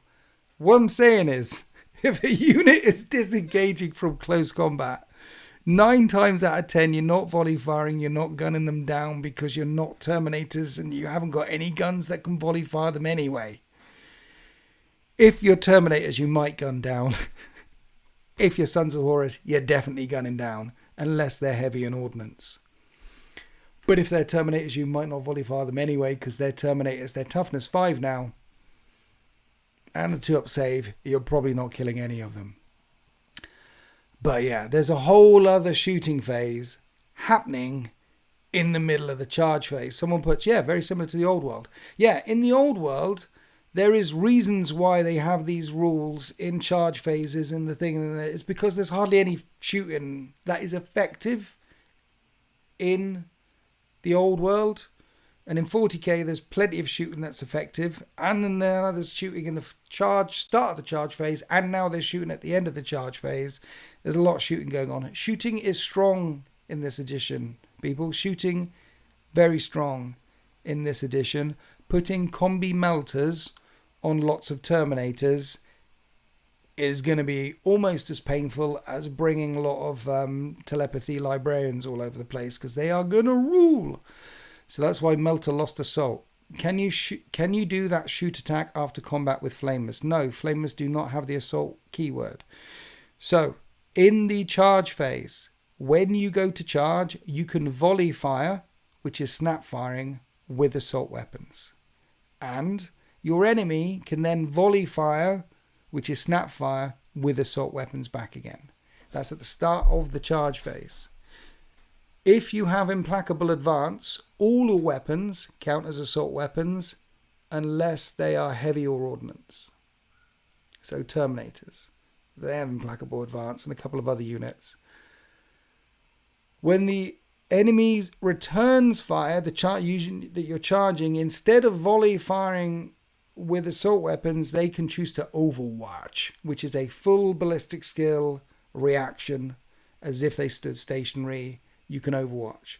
So basically, you're overwatching all the time, snap firing all the time with some of your guns whenever you get charged, and sometimes you're overwatching at full ballistic skill with las cannons whenever you charge. So yeah. And then at the end of combat, if you win, the enemy chooses to fall back or disengage, you can volley fire them as well with assault weapons. There's very few weapons that have assault weapons. Some of the pistol weapons that do, there's a some of the combi weapons do. There's not a lot have the assault rule. So yeah. Cool, thanks. Can't wait to add Nightlords and add mech to my Iron Warriors. Yeah, man. Good. Yeah. That's I've been talking to a few people who are very interested in playing Heresy 3.0. Very interested in getting some of the new toys, some of the old toys out, and seeing what they do. What's the demon detachment that Arabus can bring? So each legion has access to certain detachments. So you get the main detachments, the main force org from the main book.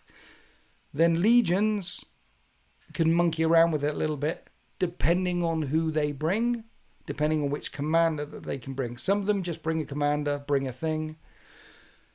The Word Bearers one is you can bring a detachment with 3, I forget what it's called, basically demons. You can bring 3 demons along, or 3 of the Galval back, or 3 of the Marigal Dreadnoughts. But they can come in other slots as well, I think. It's just demons, sorry. I tell a lie. It's just demons. Where are we? Traitors. Because the Marigal and the other ones aren't demonic. Yeah. Yes. And that is a Legion specific rule. It's not in the Word Bearers thing. When you get the Liber for the book for the Space Marines, in there, so in the Solar Auxilia book, in the Mechanicum book, in the Space Marine Liber book, there are more detachments that are unlocked just because you're Solar Auxilia, or just because you're Mechanicum, or just because you're a Legion. So any Legion can bring along Esoterists, and then that unlocks demons. How are Solar Auxilia looking now? No idea. I haven't even scratched Solar Auxilia. I'm all over the Legions for now, and it's still melting my brain. Have you any notion of the Legend rules? I have no notion of the Legend rules whatsoever. We'd be very interested to see, though, seeing as some of the units are a bit changed. Pretty, yeah. It's hot. Hottest day since days began.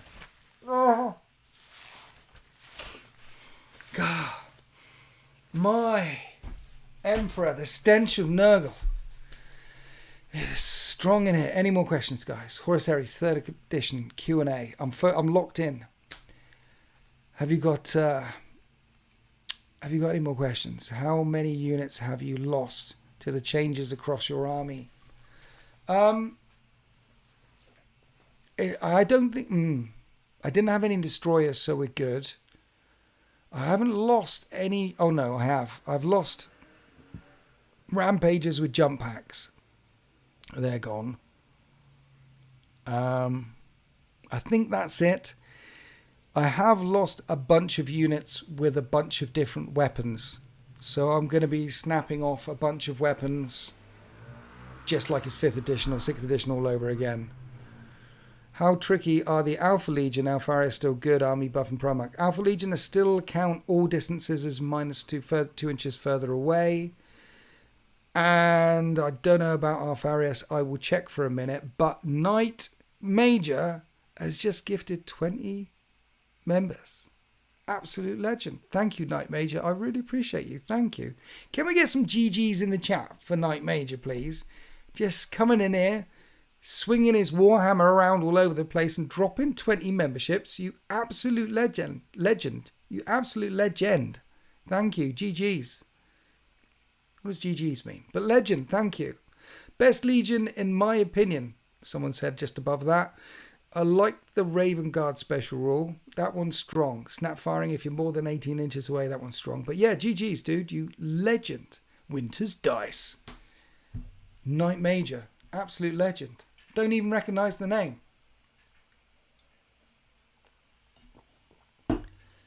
Would you just pay the points for the weapons rather than snap stuff off? Some stuff doesn't come with the weapons anymore. So, for example, Breachers used to be able to take Volkite charges. They can't take Volkite charges anymore. They only come with bolt guns. Angel's Tears with the Iliastus assault cannons, that's all gone. There's a bunch of weapon options that you can no longer bring now. And there were a bunch of Centurions. Previously, you could put Centurions on jump packs or bikes, or you could do loads of Centurions in loads of different ways. But basically now they come like, if you've got a guy like that and he's a Praetor, then that's how he comes. And if you've got a guy like that and he's a Siege Breaker, then that's how he comes. So the Siege Breakers that Games Workshop sell are Siege Breakers now. You can't put them on a bike with a jump pack or anything like that. I think every Iron Warriors player has lost their Warsmith. Yes, because Warsmiths now are just the Warsmith that you get. The plastic Warsmith. Where are we? Iron Warriors. There is a Warsmith datasheet. But it's like the basic guy. Warsmith, 165 points. And a Warsmith now comes with the Graviton Crusher, Combi Grav, and Servo Arm. That is, and the Cortex Control and Cognis Signum. That's the Warsmith that Games Workshop sell in a box like this. Essentially, if you haven't got that Warsmith, not this one, but the Warsmith, then that's the only Warsmith option. One option. Nightmare 10. Thank you. Love your content. Long time fan. Just from the shadows, dude. Night Major. I love lurkers floating around in the background, particularly ones that come along and drop $10 donations and 20 members in the things, and then put a lovely comment in afterwards that you are a legend, sir. You are a plumber and an astronaut. I salute you. Thank you. Thank you very much. No, snapping. Fight the powers. I can't fight the powers. Leg end. Iron-handed mortals are now mortal. Iron-handed mortals have lost chainswords. They still have a feel no pain. Feel no pain strong now. You roll before the damage, not after damage. Beforehand, you would take like 3 wounds, so you'd make 3 feel no pains. So no, you'd take, say you took a wound from a brutal 3. Fist came in, boom, brutal 3. That's 3 feel no pains. Now you make 1 feel no pain against that, and if you do pass the feel no pain, you ignore all 3 of that damage. Feel no pain stronger. Praetors and Centurions have kept all their options. All the console variants have been restricted though. Praetors and Centurions have kept all their options. Praetors and Centurions have also lost the ability to take bikes and jump packs and all the things, I believe. You could be right, so let's check. Command, High Command. Where's High Command? High Command. Oh no, yeah. Praetors can take jump packs. Praetors can take Terminator Plate. There is, but they can't take bikes anymore. There is no option for bikes. But Praetors are pretty much, they're the most untouched one in there. So you can take a Praetor in Saturnine Terminator armor. There's 3 Praetor slots. Or you can take a Praetor or a Praetor in Terminator armor. The Praetor in Terminator armor is the Praetor in Terminator armor. The Praetor, you can add a jump pack for 20 points. So lame a Stormseer can't even take a jump pack, huh? Thank the Emperor was wait for the I mean, plastic breaches for your immortals. Immortals are gonna come with bolt guns, bolt pistols now, no chainswords. So that's another bunch of thing I've got to go all the way through. Either snap all the chainswords off all of my immortals, and I got 60 of them, or just leave them on there saying, hey, you know, all these guys, because a bunch of them have got the chainswords in their hands, a bunch of them have got the pistols in their hands, and I can say this unit has bolt guns and chainswords, and bolt guns and bolt pistols. Please ignore all the chainswords. Maybe. Yeah. Are you still working on a Nightlord army? I didn't start. The intention was to do a Nightlords army, but then Emperor's Children came out for 40k and I got sidetracked. And now painted over nearly 3,000 points worth of Emperor's Children for 30k. So we got sidetracked by that, and then I added a few more bits in here or there, and then I just did some iron out. No, we haven't started the Nightlords. We are going to get to Nightlords. Are the Mechanicum Archmagos also sold in a box and lost all their options? I assume so. I don't know. I have not even looked at the Mechanicum. You'd think I'd have looked at the Mechanicum. But this box, this book, and all the levers has been enough to keep me up at night. Honestly, I've got to get this stuff down before I even stray into the realms of the Mechanicum. I am looking forward to straying into the realms of the Mechanicum, though. I like the Mechanicum. But yeah, the options for models, the option and model ratio is greatly reduced from what it was before. We knew it was coming. They told us it was coming. And now it's here. The internet is ablaze. I'm working on Kurz. He looks so cool. Conrad Kurz? The model, the Primarch model Kurz. I think the Primarch model of Kurz is one of the better looking Primarch models. But he looks mean. He does look cool. He does look very cool. Do you think challenges will be a little bit too complicated? Yes and no. So yes. Yeah, the posing is excellent for the Kurz. It is. Yes. Challenges is something that I have not touched on very much, and you'll see it in the battle report tomorrow. I basically withdraw. Challenges, yes. But it's a mini game within a game, and I think what's going to happen with challenges is what happened with challenges in 2nd edition and 1st edition, which is you challenge me, I challenge you. If I'm better than you, I'm just going to smush the guy anyway. He's going to get destroyed anyway. Smush, gone, dead.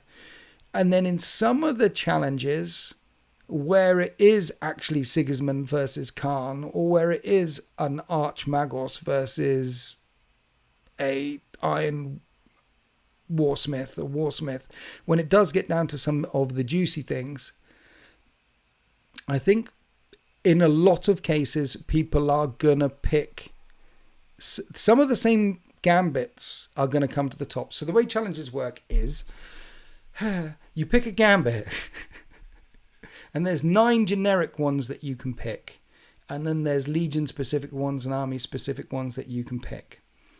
And then you make a focus roll, and then the winner of the focus roll adds various modifiers and then swings first or second, depending on who won the focus roll. Now, if you've got a higher initiative, you're likely to win the focus roll. If you've taken less wounds already, you're likely to win the focus roll, because you get +1 on the focus roll for every initiative you exceed your opponent by, and +1 on the focus roll for every wound your opponent, or they lose 1 on the focus roll for every wound that they've lost. So going first is going to be relative. So that's how it works. You do it, and then after you do the focus roll and find out who goes first, you apply your gambit. And your gambit could be, I roll 2 dice from the focus roll. I think it's called seize the initiative, roll 2 dice and pick the highest. Therefore, I go first. But some of them is withdraw. I only do 1 attack in this challenge. And then at the end of the challenge, we go back to our normal squads because I don't want to fight you in a challenge. That's the thing, because you can only issue challenges if you're the active player.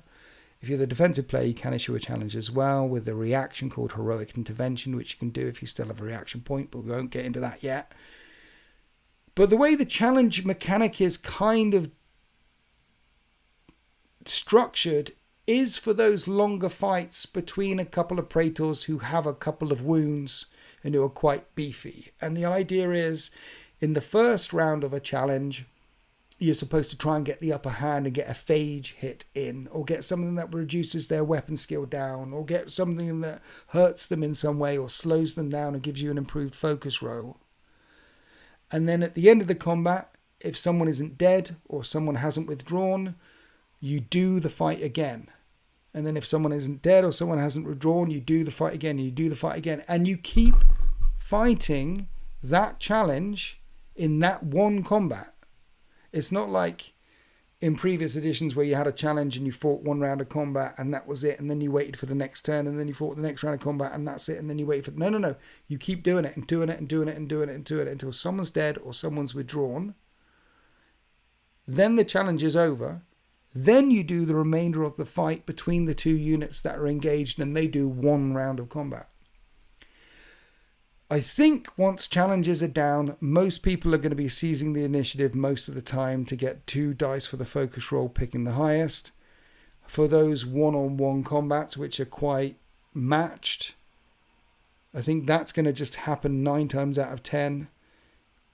I think in the other half of combats where one character is much better than the other one, it doesn't really matter what you pick because one character is much better than the other one and will just destroy the other one. Like a Praetor, and you step up with your... That's what's going to happen again. There's going to be a lot of sergeants stepping up, or champions, or things like that, to take the hits from the Praetor so the wounds don't spill into the combat and kill 3 people. They only kill the sergeant. That's what challenges are going to be useful for.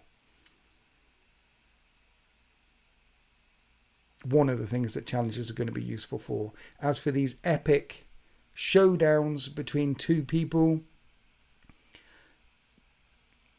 I think there's a mini game. I think people will pick similar ones. And I think most of the time you won't want to.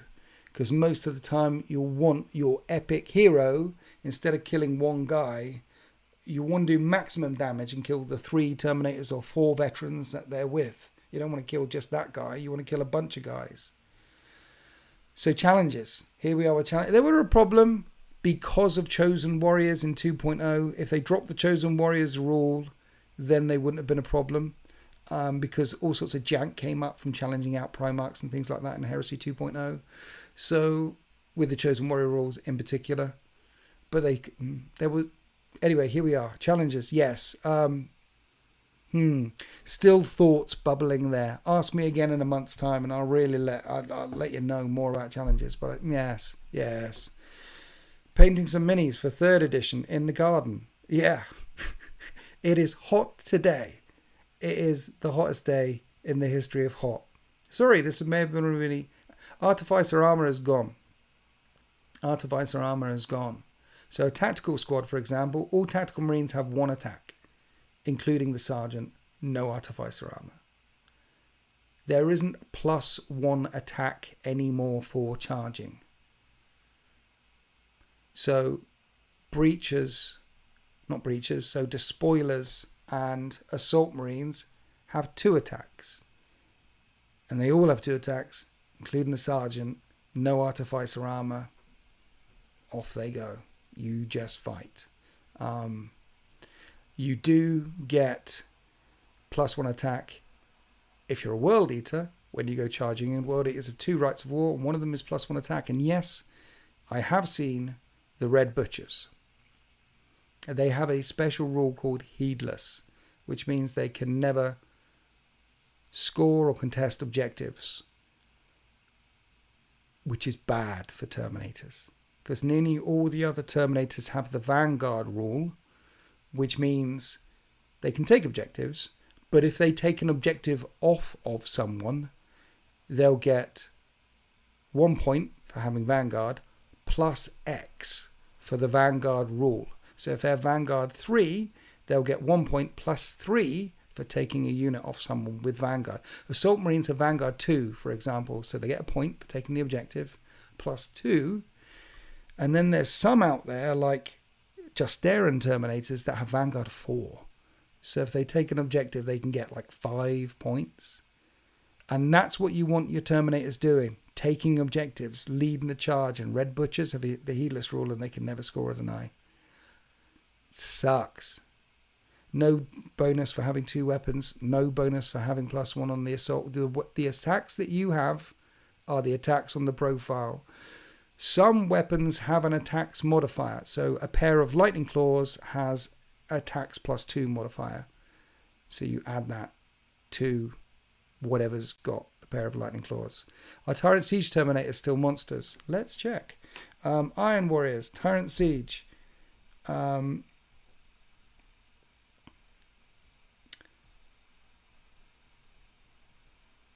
Where is Tyrant Siege? Warsmith. Tyrant Siege Terminator Squads. Tyrant Siege Terminator Squads, well, they're Terminators, so all Terminators are toughness 5 now. So they're the same as they were before, but toughness 5. They are 300 points for 5 Tyrant Siege Terminators and 55 points for an additional Tyrant Siege Terminators. They have Implacable Advance, Slow and Purposeful, Firing Power cost 2, and Support Unit 1. Support Unit 1 means they can only ever get 1 point for scoring an objective. Some objectives in Heresy 3.0 are worth 2 points, 3 points, 4 points. And if you have a Support Unit 1, in this case, it means it doesn't matter whether that objective is worth 2, 3, or 4. It's only ever worth 1 if these guys score it. Firing protocols is kind of rare, which is nice because I don't see it very often, which means they're firing their combi bolters and their Tyrant rocket launchers all the time. Combi bolters are 4 shots at 24-inch range now, so they're always fire. So if you have a unit of 10 of them, this is 40 shots at 24-inch range. And then their rocket launchers, are either 3 shots at strength 5, and if they stand still, 4 shots at strength 5, or 1 shot at strength 9, AP3, damage 1, which is a missile basically, but if they stand still, strength 9, AP3, damage 2, Armor Bane. Armor Bane only works against vehicles, not dreadnoughts or automata anymore, and an Armor Bane hit means a glance equals a pen. So they certainly think they're very powerful because 300 points is an expensive unit of Terminators. They also have an Omniscope. When a shooting attack made by a unit that includes any models with an Omniscope inflicts any hits, including hits from attacks made as snapshots, cover saves cannot be made against them. Nice. So no cover. And it costs 10 points for an Omniscope. You're putting an Omniscope in there. Implacable Advance means that they can fire all of these weapons so long as they're not heavy or ordnance at full ballists. They count as assault weapons, and the Tyrant rocket launcher are heavy, so they wouldn't count. But they're bolt guns. They could fire as volley fire as snapshots. Slow and Purposeful means that you cannot pursue in combat. So if you win a combat and the opponent falls back or disengages, you cannot choose the pursue option because you have Slow and Purposeful. I believe Shred does an additional damage point on a successful wound. Yes. If you've got Shred 6 or Shred 5, if you roll that number to wound, that is an additional damage. So Lightning Claws, Rend on a 6, Breach on a 6. Actually, that's a bad example. But there's plenty of weapons that have Shred. And so if you get that number to wound, they count as 2 damage rather than 1 damage. Is it true that veterans can no longer take melee weapons? What? Is that something I completely missed? Units. Fast attack, heavy assault. Where are the veterans? Retinues, troops, war engines, transport, sports, command, elites. Elites. Veterans. We have a Veteran Tlak Tactical Squad, Veteran Assault Squad, and Seeker Squads. Veteran Assault Squads can take weapons. So Veteran Assault Squads all come with bolt pistols and chainswords, and any model in this unit may have a chainsword exchange for 1 item from the Legion Sergeant melee weapons list. So, yeah, veterans can take any melee weapons. And the Sergeant melee weapons list includes hammers now. So you could get a unit of veterans and give them more hammers if you want to. 15 points a model, 150 point upgrade on top of the 120, 270 points. And then you've got a unit of 10 veteran assaults running around with hammers. Want to make them more expensive? Can you give them jump packs? They have deep strike. The assault squad come with, that is a deep striking assault squad. Veteran Tactical Squad, though. Veteran Tactical Squad, you can't give them for every 5 models, 1 veteran, special weapons, yeah. The Veteran Sergeant may exchange. Disintegrators, Veteran... Yeah, so Veteran Tactical Squad, no. Veteran Assault Squad with Jump Pack, yes. You can give them all melee weapons. There are different profiles for melee and ranged weapons. Yes, there are. There's the Veteran Assault Squad. There is the Veteran Tactical Squad. Veterans are no longer Weapon Skill 5. No. Well, the Veteran Tactical Squad are Ballistic Skill 5, Weapon Skill 4. And the Veteran Assault Squad are Weapon Skill 5, Ballistic Skill 4. The other way around. So, the Assault... Basically, what they're saying is, if you want to rock around your Tactical Marines that you've bought in plastic, you can say they're Veterans and give them guns. And give them lots of guns and give them 2 wounds if you want to.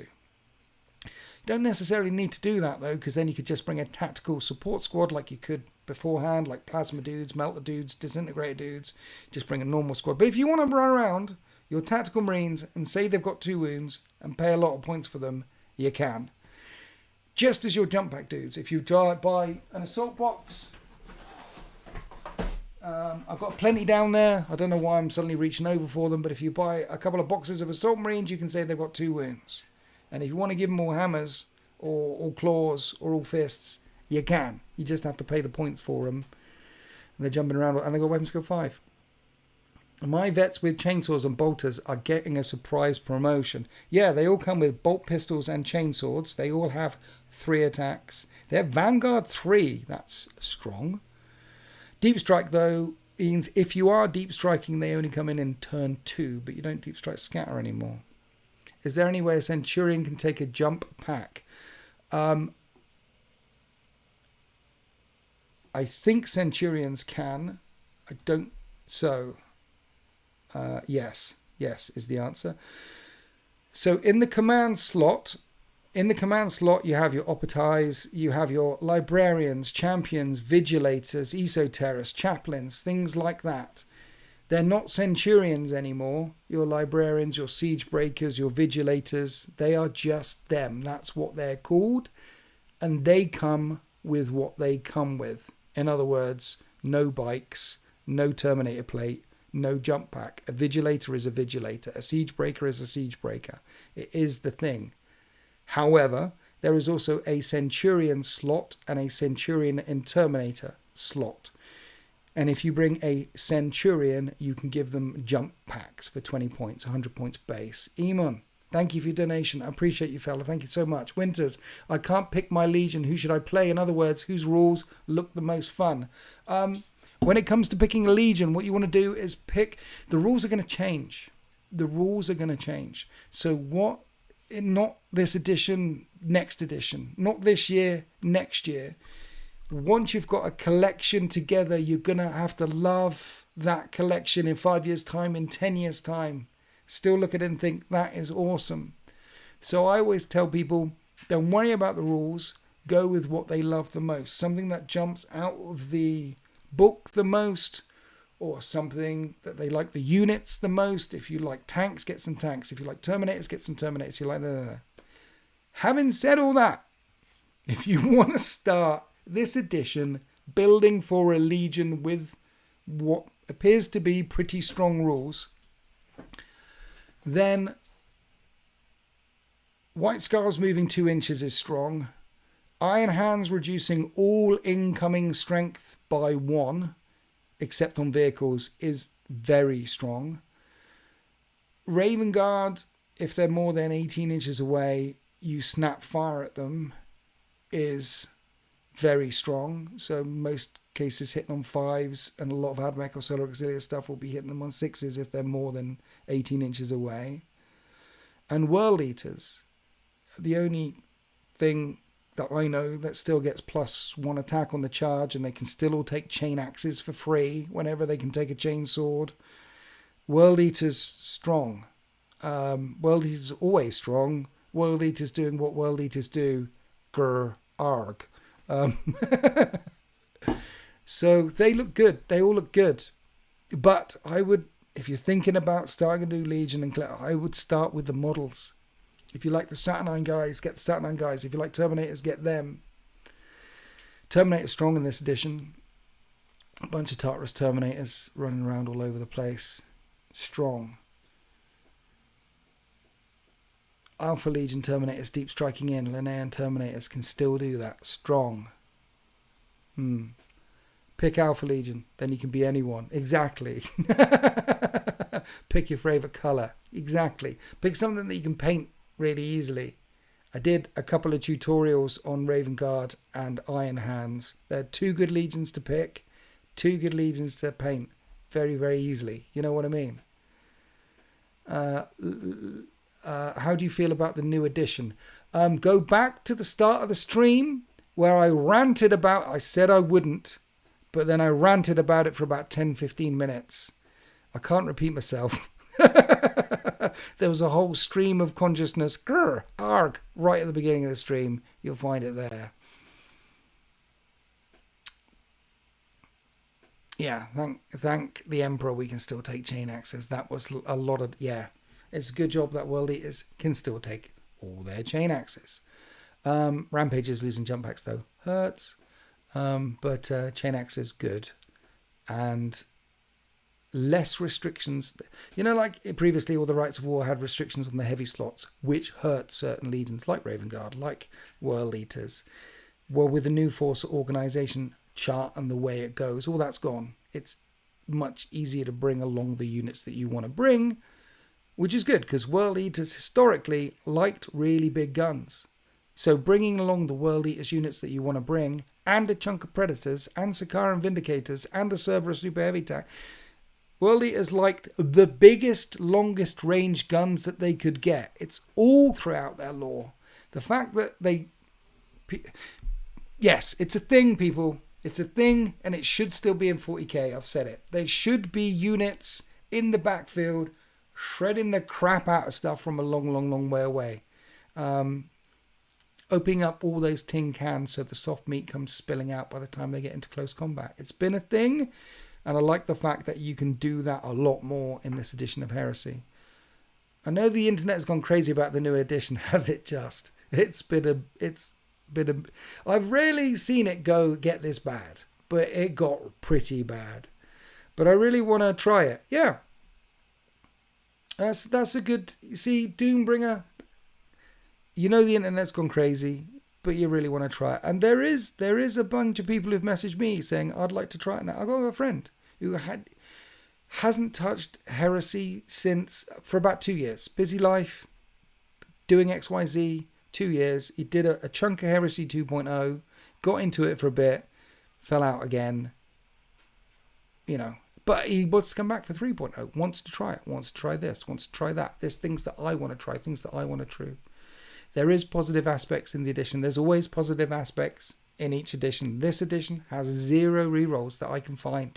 And that is incredibly refreshing, incredibly impactful. Every time you roll a dice, you're like, I can't manipulate that. I can't re-roll that. I can't pick them up. The only re-rolls are like field of pain and damage mitigation, shrouding stuff. If you roll 5 1s, something horrible is going to happen. If you roll 5 6s, something glorious is going to happen. You can see the game unfold. Every time you roll the dice, you know what it means. You know, like in 40k these days, like when you roll a hit, you're like, well, I've got pluses to hit that and re-rolls on here. Okay. And then shooting at the tank, you're sitting there thinking, well, it's going to be 6s to wound the tank because it's a tank and you're only infantry. But no, I've got pluses to wound the tank because of this thing here, and your toughness has gone down and your armor save has gone down, and suddenly I'm wounding your tank on 1s. You got a lot of that in 40k where you don't really know what that unit can do to that unit because there's so many modifiers and rerolls. Not in Heresy 3.0. You know what's happening from the dice rolls. The dice tell a story. I like that. It's very refreshing. It's very refreshing. I don't know when Games Workshop decided that people who take part in dice rolling war games wanted more rerolls and mitigation for their dice rolling war games. No! We want minimal rerolls and damage mitigation and dice rolling shenanigans in our war games. We're war gamers. We want those dice to be impactful.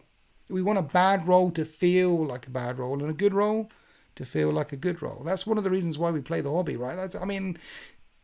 That's wargaming. That's what I think wargaming is in anyway. A clutch full of, you know, when you do that Yahtzee and you go, that's glorious. And when you see it on your opponent's face, like, it's like, now we're wargaming. That's good.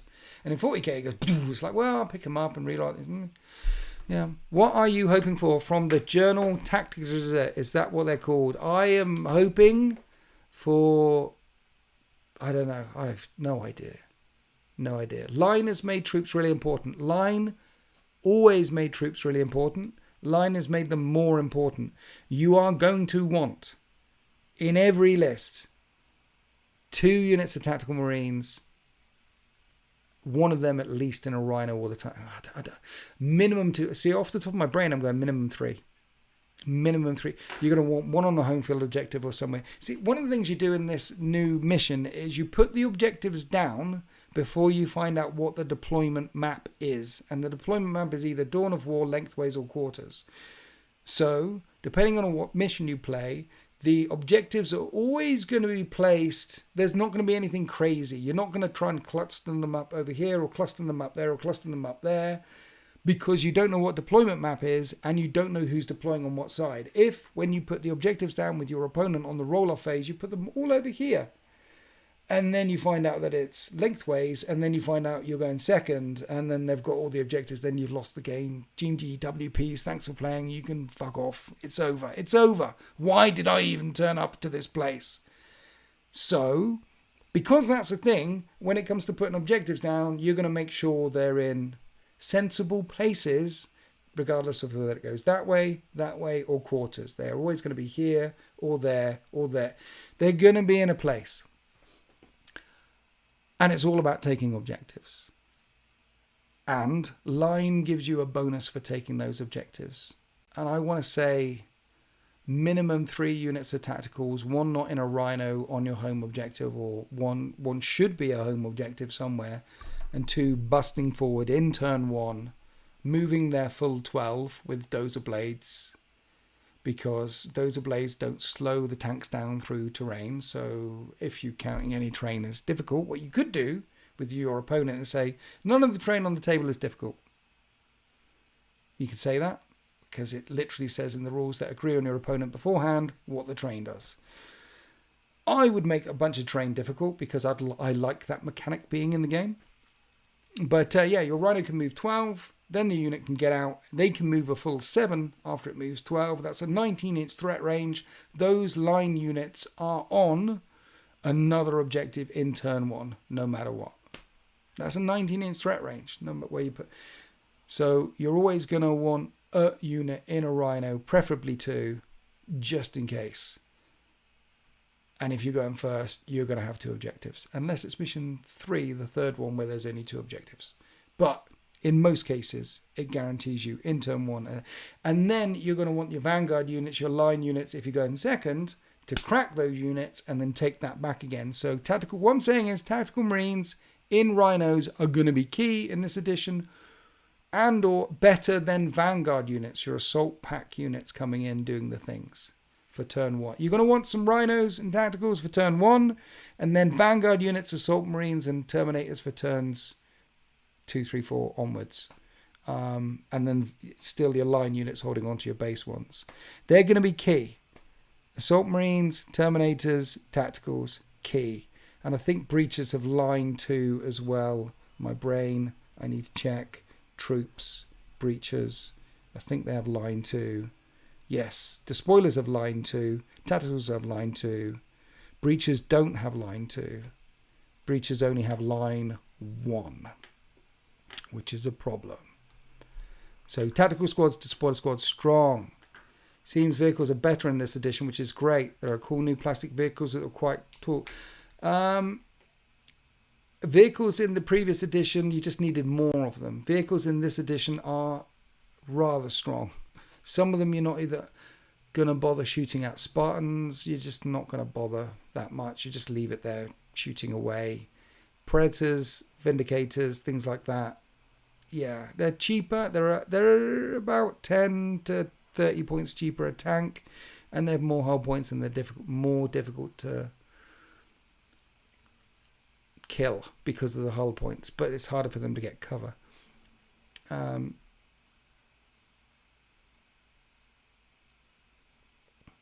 No Artificer armor, yes. Disembarking, yes. How do Primarchs play with the new rules? Are they still absolute monsters? Okay, so Primarchs are still absolute monsters, but one of the big changes in this game is there's no Fearless, no Stubborn that I can find. Which means there will be occasions when your Primarchs lose combat and fall back. They are leadership 12 in most cases. They are cool 10, 11 in most cases. Intelligence high in most cases.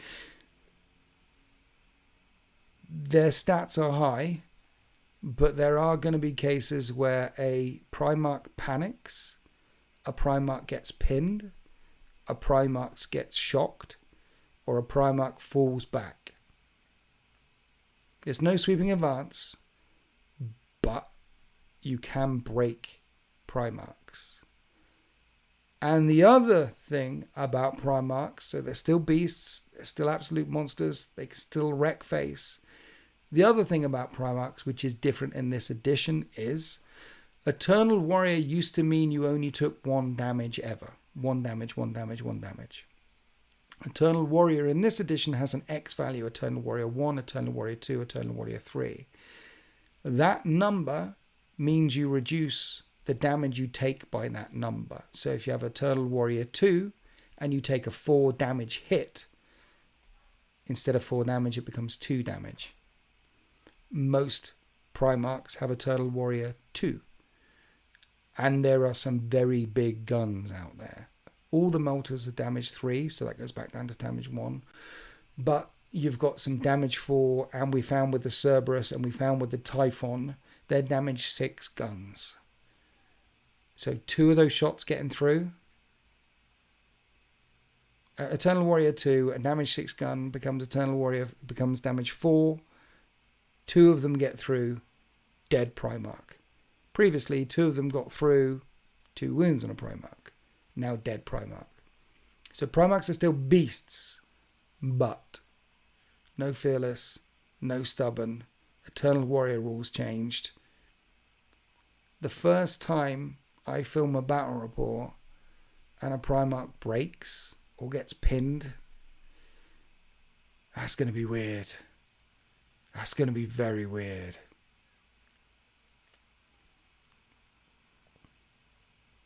Table start is still 6x4. I think it is. I didn't even bother looking. That is a very good question. Is the table size 6x4? I don't know. Core rules. Special rules. Missions. Where are we? It should be, given the size of the stuff and things. Battle things.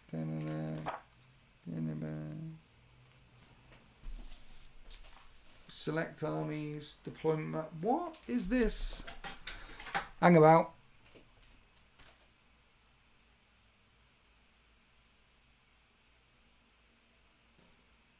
Yes. Prepare the battlefield. Select armies. Roll off. It is 6x4, but I can only tell by the inches that they put down the side of the maps. Hi, Tabletop Divinitatus. How's it going?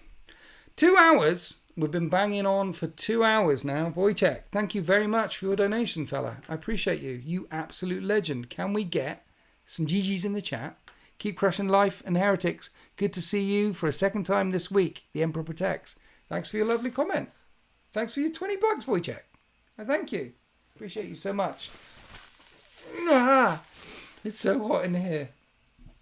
You're clearly in America. This, by the way, it's cooling down now. But it's been the hottest day since records began anywhere on Earth. It's hotter outside now in the UK than it has ever been anywhere on the entire planet.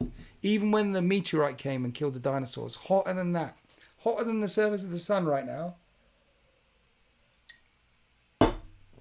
I'm a little nurgling.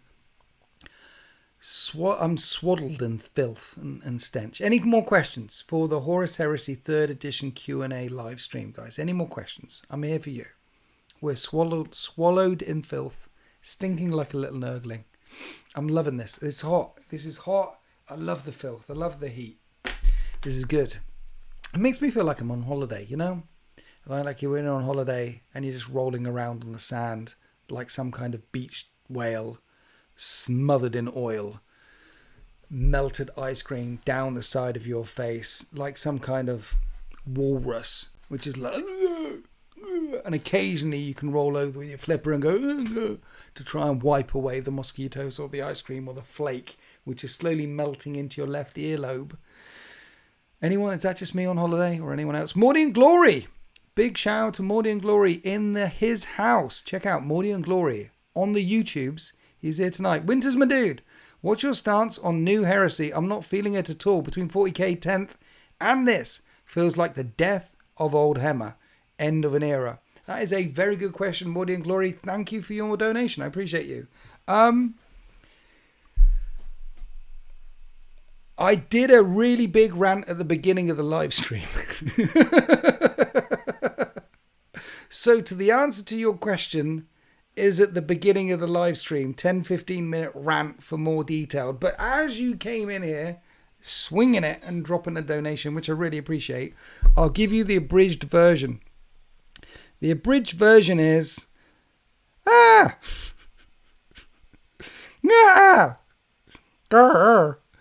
Warhammer 2nd edition Horus Heresy was probably the best version of a war game I've ever played. And I played a lot of... I'm 52 years old. I was there the day Horus slew the Emperor. I was in a store in Swindon in 1986. There wasn't even Games Workshops there. In my local gaming store with all the hobby things when they launched Rogue Trader. I was there, man. I play a lot of war games. And yeah, 2nd edition Heresy, it had some flaws, it had some things. Of course, we wanted to change a few things here or there. Deep Strike was a bit jank. Sweeping Advance, a whole unit wiped out, a bit jank. There's a few janky things. But it was good. When it sung, it told stories. You could feel the Black Library books coming alive. And then they killed it. They've killed it. They've killed it because everyone who bought all the things, or me, like 2nd edition Heresy, I bought 6 Legions. Den of Imagination, greatest painting studio in the Sol system. Painted 2 of them. I appreciate it. I painted the rest in 3 years. Loved it. But they don't care about me. They don't care about the people who have purchased before. Because if they did, it would have been a slow evolution. Again, it would have been some changes and some tweaks and some stuff. Just like Heresy 1.0 went to Heresy 2.0. They could have done that again and taken everyone with them. But they don't care about that. They've already sold a lot of miniatures to those people, to me. They didn't care about the old world when they burnt it down. They built it again, but they burnt it down. They don't care about them. They just care about making more money. So we had a new edition come out after 3 years, which is too soon. Everybody knows it's too soon. Another year would have been nice. And we had vast changes all over the place to make it more 40k friendly. So that more people from the 40k universe might transition across to Heresy and play Heresy. And now we have the new edition. And how do I really feel about it? I've gone through the 5 stages of grief. I'm out the other side. I'm in acceptance. There is some gold in them there hills. I've played a few games now and had fun. I've had fun rolling dice, playing with my miniatures, okay? I've had fun. And the fact that there's no dice rolling, re-rolling in this game, the fact that it's just natural dice rolls all the time feels good. The dice tell a story. It feels good. It's a war game with miniatures. Is it as good as the previous one? I honestly don't know right now. Give it some time. let me play it. I suspect it isn't. I suspect it's not as good as the war game that I think is probably the best war game I've ever played. I don't think it's as good. But does it suck balls? I don't think I've played an edition of 40k that truly sucked balls. I mean 9th edition, second half of 9th edition, when you needed a PhD to figure out what the hell. I had emotional damage from playing 9th edition. Also the second half of 8th edition, when they pariah nexused up the yin yang and ruined 8th edition. The first half of 8th edition, probably the best edition of 40k. Mind you, I really liked 5th edition of 40k. It's a new edition. It's playing dice. I'm in acceptance, okay? Don't make me grieve again. Denial is not just a river in Egypt. I'm on the far side. I've played some games of Heresy 3.0 and I've enjoyed it. 4 turns! He drops another £2 in the chat. 4 turns! 4 turns, says Morty and Glory. Check out Morty and Glory on YouTube channel. Great channel. I can't get my head around it. I can't. Less Warhammer, less often. 4 turns? Do you know why the 4-turn thing came around? I'll tell you why the 4-turn thing came around. That's events again. All the previous books, like, this is like 5 or 6 turns, right? But in all the other books that they released in 2nd edition, all the missions here are 4 turns. And then when you go to Throw the Skulls or to any Games Workshop event, they use the 4-turn things, 4 events, so you can do a whole 2 missions in a day. That's where 4 turns comes from. But in this, there's no rerolls. So the missions are just naturally a lot quicker, particularly when people have got it down, naturally a lot quicker. So why not 5 turns, 6 turns? Why less Warhammer less often? Why 4 turns? And to mitigate against 4 turns, reserves come in on turn 1. Unless they're deep striking, then they come in on turn 2. So it's 4 turns, you start. There's less ability to counter something once someone does something. Also, another thing that you're going to find, Morty and Glory, when you play it, and other people when you play it, is, spoiler alert, played about 3/4 of the missions that I've played so far. We know who'd won by the end of turn 3. There was no point in playing turn 4. There was nothing the person who was losing could do to win the game. So not 4 turns, 3. 3/4 of the mission, 75% of the time. 3, less Warhammer, less often.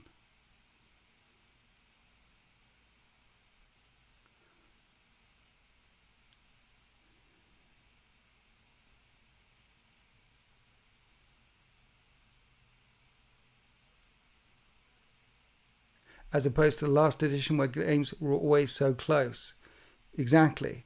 That's mission design. The fact that they've decided in mission design to make the missions 4 turns, and in the mission design you can get 20-30 points. Whereas the mission design in the old book, it would be 1, 2, 3 points. So 1 point could swing it in the very end turn from a win to a loss to a draw.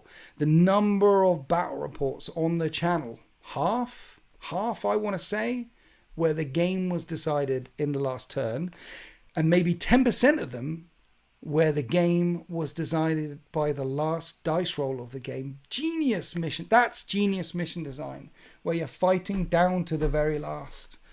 Not when you've played 2 turns, 3 turns, and you know who's won already. So many of the new rules they've made are around the scoring mechanics. Yes. The 3 missions in that book are all about scoring objectives. One of them's got 4 objectives, one's got 3 objectives, one got 2 objectives. And to win, you need to score those objectives. To score objectives, you can do it with any unit except for vehicles or automata, so dreadnoughts can score. And if you have line when you score, the amount of points you score goes up. If you have support unit, when you score, the amount of points you score goes down. And if you have Vanguard, it counts as 1. Unless you take it from someone, then it counts as 1 plus Vanguard X when you take it from a unit that had it. So in the turn that you take it, you might get 4 points. And then next turn, because there's nothing there, because you killed everything, you get 1 point for Vanguard. That's mission. That's the missions, scoring those objectives with a few extra points for Slay the Warlord, or yeah, that's how the game works. It's going to be a tug of war over objectives with other units supporting your actions doing that. That's how it works. Where are we? Not like this. Not like this. I don't see now. Where are we? The last thread scores again. Server Skull, thank you for gifting membership. Legend. In the games you've played then so far, are challenges very time consuming and are they worth it? Challenges are not very time consuming, and challenges are and not worth. Thank you, Server Skull. Sorry. Thank you very much. GG's for Server Skull for gifting a membership. Legend. Challenges are like they were before. If you challenge, half of the time you're going to accept a challenge with a sergeant who can accept it, or someone who can accept it so they die so the wounds don't spill over. The other half of the time you won't issue any challenges, or you can't accept any challenges anyway. And then the other half of the time, I know it's 150%, then there's going to be two guys going at it, really going at it. And then it's a mini game. You take them out of the fight, you put them to one side, you play that mini game, and then you put them back in again once someone either dies or withdraws. So there's supposed to be a whole dynamic.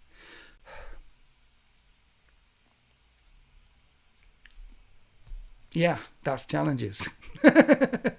There's a mini game which you might get to play once, twice a battle in the 4-turn thing. And yeah. What's the issue with 4 turns? Just play extra turns. Yes, you could. Absolutely, you could play extra turns. Morning Glory, thank you. I appreciate your another donation. Absolute legend. Can we get a big GG's in the chat for Morning Glory, please? And get everyone who's in the chat and everyone in the VOD squad watching this as a VOD later, go across to Morning Glory and give him a sub. Give him a tickle. Give him a little tickle. He's a lovely guy. And but yeah, yes.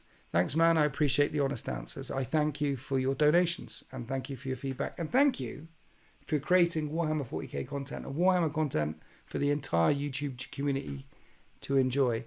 Yeah, the honest answers are getting me in trouble with Games Workshop a lot, but, you know, I can't. It's, yeah. I mean, I'm averse to bullshit. I don't like the bullshit. I'll just tell you how it is and how I think it is. And yeah, and it's okay to disagree with me. It's okay to agree with me. It's the internet. It's opinions. People are allowed opinions. People can do what they want. And yeah, here we are, sweating in a dark room on a Saturday evening in Swindon. Night Major, thank you for becoming a member of the 13th Tier 1. You absolute legend. Thank you. I had... do Games Workshop get mad about honesty? They like... Games Workshop have their favourites. And I'm not one of them.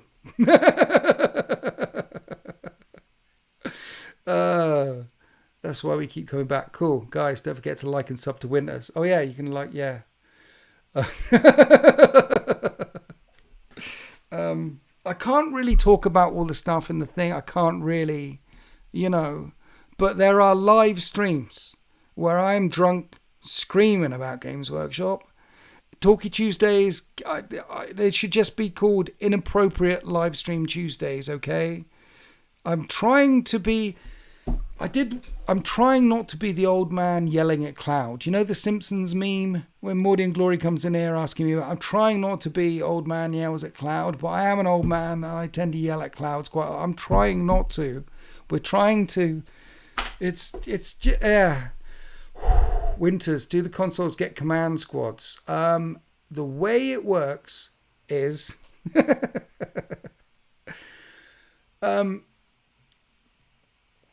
Command squads are a detachment, and a Praetor can unlock detachments. There's ways to unlock command squads, and yes is the answer. Once you've unlocked command squads, you can put pretty much anything in a command squad, so long as you unlock the retinue for the thing. So, for example, units, where are we with retinues? Click on retinues.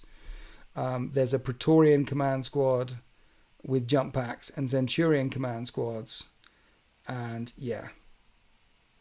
So for your Centurions and from your Praetors, you can lock up command squads for them to rock around with. Yes. But Legion standards don't do what you think they do anymore. They don't. Your units score anyway. You don't need line to score. Those units, those command squads score. What the Legion standards do is give you bonuses in combat resolution or challenges, things like that. I quite like the look of 3rd edition. I just feel bad for people with custom squads that are now invalidated. That's definitely a thing. 3rd edition, so far has been fun. I like dice rolling. I like the fact that there's natural dice rolling. I like some of the new units, and I'm enjoying discovering where the meat on the potatoes is. No, 1 minute. Where the meat and the potatoes is. If you were starting 30k now, how many of these boxes would you get for a single army? 1. I would get 1 of these. 2 Praetors in it, 6 Saturnine Terminators, the Mark II armor. I would just get 1. And from that, I would add a couple of Rhinos. I would add a couple of Assault Marine. Yeah, I'd add 2 Rhinos. I'd add 2 Assault Packs. I'd add an entire unit of 10 Cataphracti Terminators. I would get some tanks and some Dreadnoughts and start there. So this box set, Tartarus Terminators, Dreadnoughts, Rhinos, tanks. That's a good start. Yes. Which system do you feel is leading the way, and why? Blah. Blood Bowl is definitely leading the way. They've not touched the rules in that for such a long time, and it's really, really popular. And Blood Bowl is a war game. It's a skirmish war game with an objective that moves around all over the place called a ball. Can Centurion command squads take boarding shields, or are they combat only? Centurion command squads. Praetorian command squad, Praetorian command squad, Centurion command squad. They can take any model in this unit whose bolter has been changed from an item for the Legion Sergeant Melee weapon squad can have its bolt pistol exchanged for a combat shield for 2 points. Combat shields give you a 5-up invulnerable save in close combat. For a model, 1 veteran may have his bolt exchanged for 1 item for the... Can they take boarding shields is what I'm trying to find out. No, they can't take boarding shields, but they can take combat shields. Boarding shields are a 5-up invulnerable save. Combat shields are a 5-up invulnerable save in close combat. Beforehand, it used to just be a 6. Is the Scorpius still OP? Scorpius missile launcher is no longer OP. No, it is 1 shot, small blast, strength 8, AP4. If it stays still, it becomes 2 shots, strength 8, AP4, and it breaches on 5s now, which is the old rend. It can fire indirectly. But yeah, it's a small blast, not a large blast. Breaches, rends on a 5, not a 4, and needs to stay still to fire twice. I laughed when everyone thought Sakaran options were such a megas punishable. What Sakaran options such as Omegas and Punishers are gone were good. They are not gone. They are in the Sakaran options. Yes, there's 2 types of Sakarans. There is the Sakaran Venator, which explodes, and the other Sakarans that don't explode. Does anything seem OP? Like, I think Rhinos are necessary. OP. Terminators feel pretty strong. All versions of Terminators that I've played with seem strong.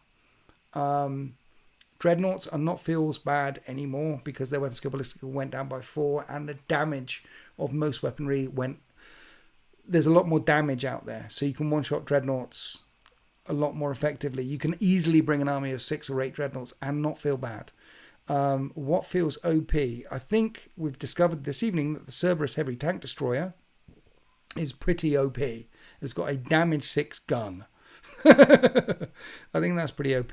But yeah, Terminators feel strong. Tactical Marines. Tactical squads are good. Line squads in Rhinos are going to win you games. Yeah. How does Alpha Legion Rewards of Treachery work? It's worded in a less obvious way for the... I realize how blasts work now. Blasts, no, the way it works with blasts. Blasts, actually, I quite like blasts. So if you're firing a plasma cannon team, 10 blasts at an enemy, what you used to do is fire every single one, scatter, fire every single one, scatter, fire every single one, scatter, fire every single... It took a very long time. Now what you do is you put your blast template down and roll a hit. And if you hit with 7 of them, then all 7 of them hit in that place. So it covers 2 of them or 4 of them or whatever. You don't have to roll the dice 10 times. Just roll to see it. Then if they miss, then they scatter 1d6 inches, regardless of ballistic skill or weapon skill. And even if you roll a hit, they'll still scatter in the direction of the arrow. And then when they miss, they'll scatter in that direction. And then all the misses land there. All the hits land there. And I like it because there is roll to hit, and then the ones that miss, roll once to miss. So a lot less dice rolling, and you see a hit place and you see a miss place, and everything under the hits and misses a hit. And it looks good because, narratively speaking, if you fire loads of plasma, you can see that's where the spray of plasma hit, like it hit there and there. It's nice. And hits are still hits, misses are still misses. I kind of like blasts. Has infiltration changed? Infiltrate has been changed, yes. You get infiltrate 8 for Mordathan, infiltrate 9 for recons. The infiltrate has a number next to it, infiltrate 9 and 12 and things like that. That number refers to how far away from the opponent's deployment zone in inches you're allowed to be. And if you choose to infiltrate, you cannot charge in turn 1, which is the same. So infiltrate has changed. Beforehand, you could infiltrate in your opponent's deployment zone. You could start the game in your deployment zone. Now that 9 inches or 12, the number in infiltrate is not how far away from the enemy you can be. It's how far away from their deployment zone you have to be. Scout was gone. No scout moves. There's no infiltrate, then scout, which you could do. But you couldn't charge with infiltrate, and you still can't charge with infiltrating. Infiltrate is now how far you have to be away from the enemy. No, infiltrate is now how far away you have to be from the deployment zone. I think. I'm double checking now. I have a doubt. I'll always check. Infiltrate. At the start of the mission, when deploying units controlling the choose to deploy the unit outside of that player's deployment zone, the unit may be deployed anywhere that's either in the controlling player's deployment or outside of the opponent player's deployment zone, at least a number of inches away equal to X. Yes, so outside of their deployment zone. What about Arquiter? Good. No, let's check it out. Arquiter. Units. Armor. Arquiter. Predator. Sakaran. Kratos. Vindicator. Scorpius. Arquiter. 150 points, 6 hull points, armor 13, 12, 10. Special rules, none, so it's not even stable. Moves 8. Centerline mounted Morbus Bombard.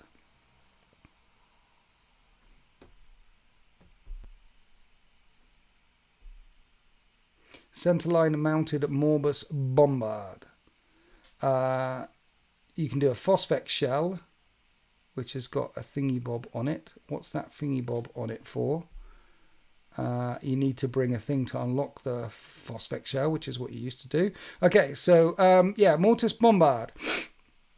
1 shot, 5-inch blast, breaches on a 6, pinning 1, barrels 2, ordnance D, strength 9, AP 4, damage 1. So, strength 9, AP 4, damage 1. If you stay still, that will become damage 2 with a 5-inch blast. You can fire it indirectly, but it'll scatter 2 inches. It breaches on a 6, and it pins 1. So you'll take a cool check -1 to pinning, which is a 6 in.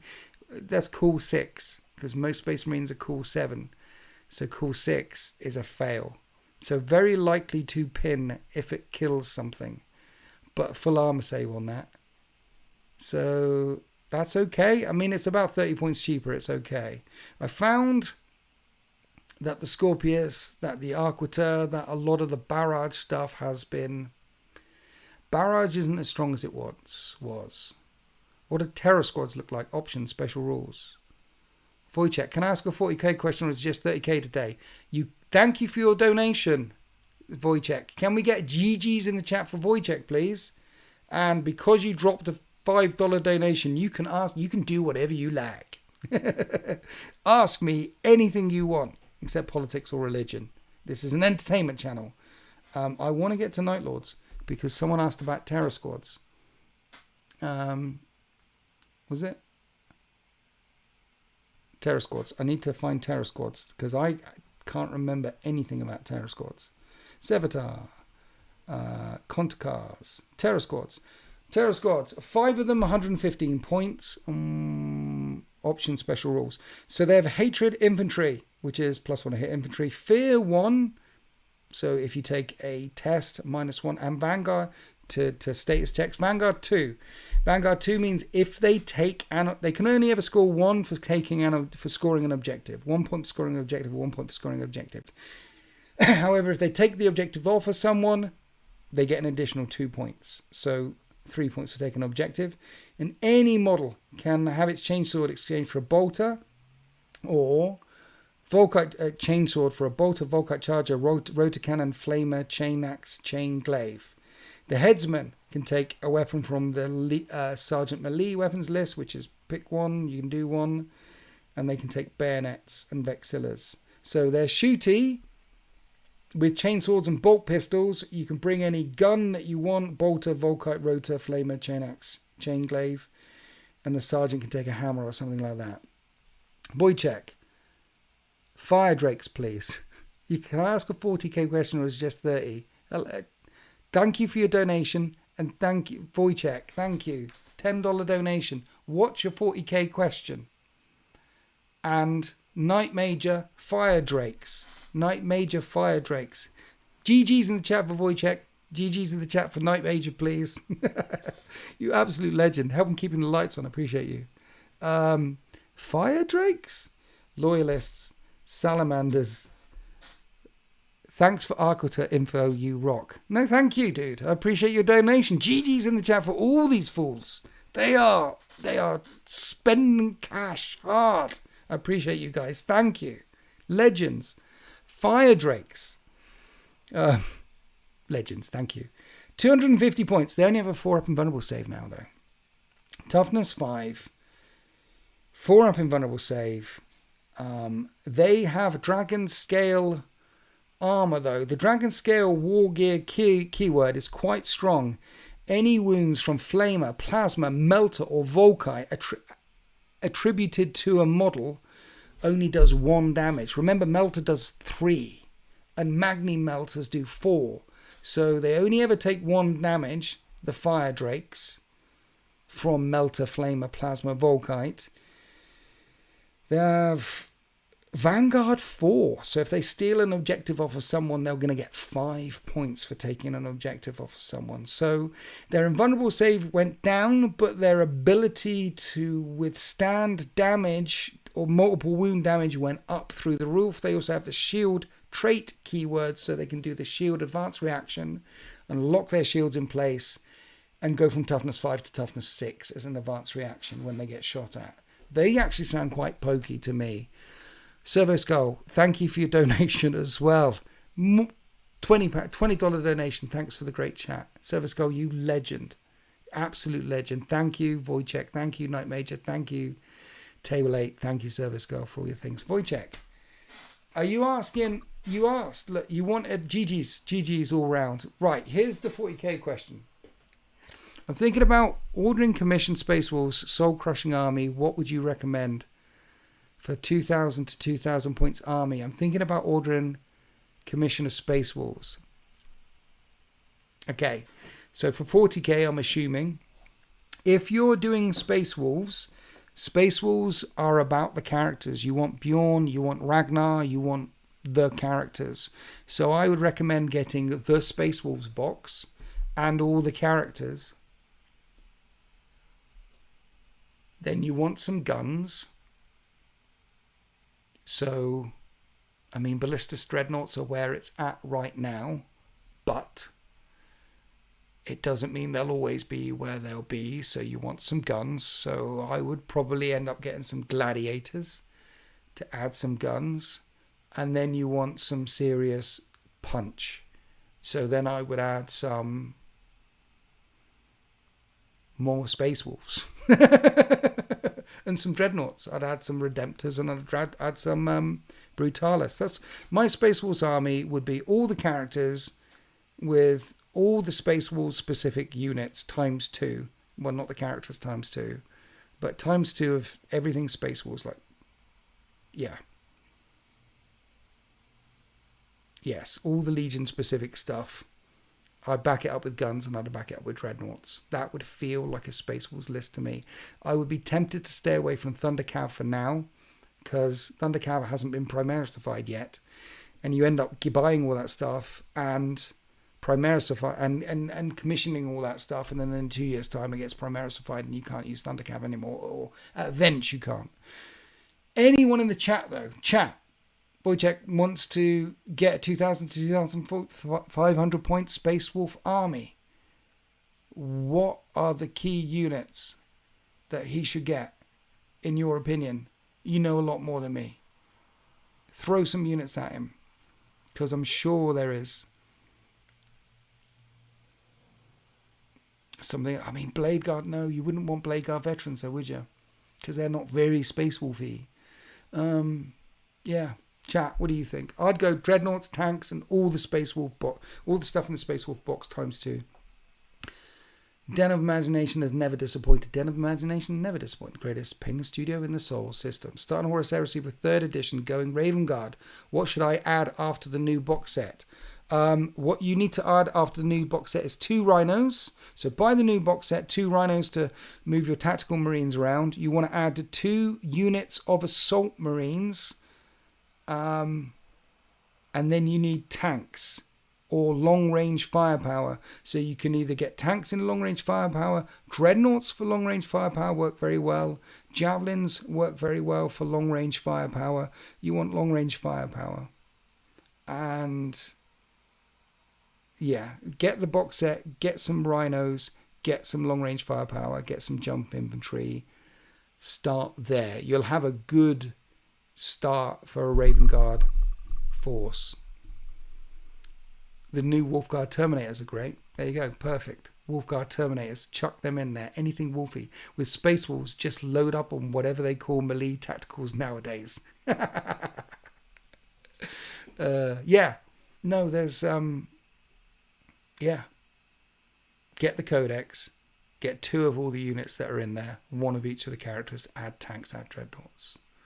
That will feel Space Wolfy, because you'll have Bjorn and you'll have Ragnar and you'll have Logan. You'll have all of them. Logan's a beast now, so yeah, get them.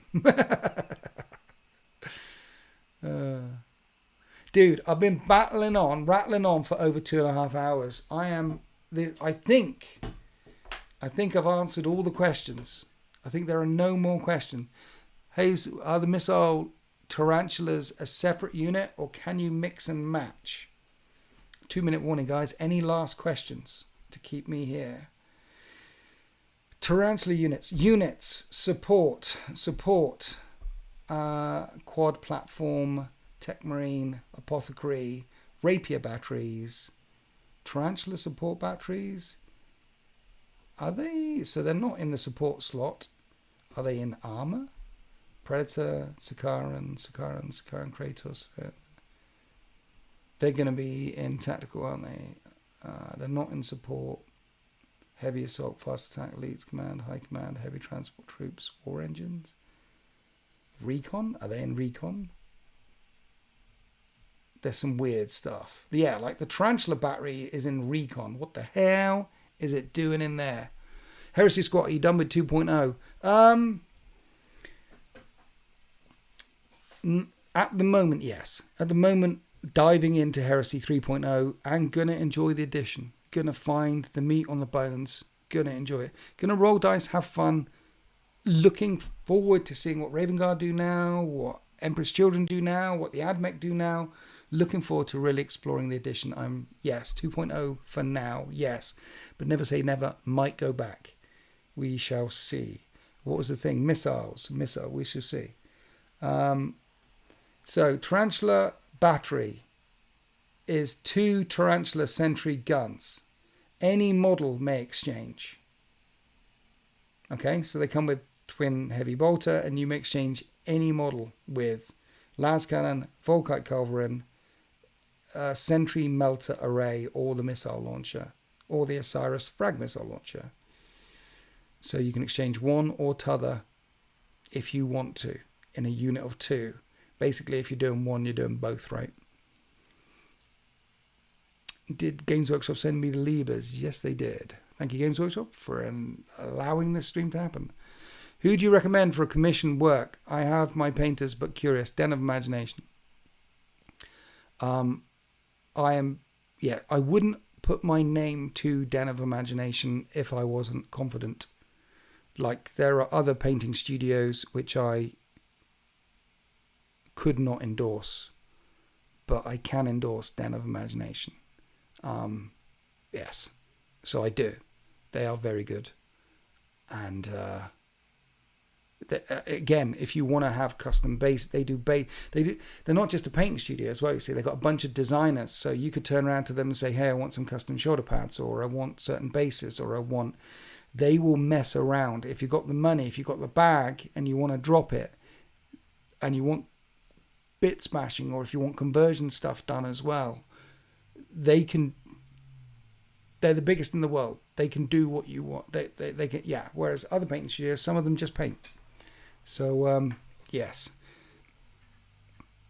and we'll go with them. How fast are they? All painting studios are slow. All painting studios take many, many months. Some can take a year. Den of Imagination, normally, from what I've heard, from what I know, anywhere from 3 to 6 months is where you're waiting, around that sort of time. And that is pretty good for a painting studio. How does Konrad Kurz look? He looks amazing. Konrad Kurz looks amazing. One of the best looking Primarch novels. Let's just take a quick look at Konrad Kurz in the Nightlords. Who doesn't like looking at a cheeky Primarch? Konrad Kurz. Weapon skill 7, ballistic skill 7, strength 6, toughness 6, wound 6, initiative 7. So most of the Primarchs are strength 6, toughness 6, wound 6, attack 6. Initiative 7 is strong. He is Eternal Warrior 2, so reduces all damage by 2. Fear 2, bulky 4, death long foreseen, and his attacks in close combat are 1 damage. But a weapon skill 7, he's going to be hitting in most things on 3s or 2s. And he's got critical hits 5. So if he hits on 5s, he auto wounds 2 damage. And it's shred 4. So if he doesn't auto hit and wound on 5s to hit a 2 damage, then when he wounds on 4s to wound, that's 2 damage as well. So basically most of the time he's a 2 damage monster. Most of the time.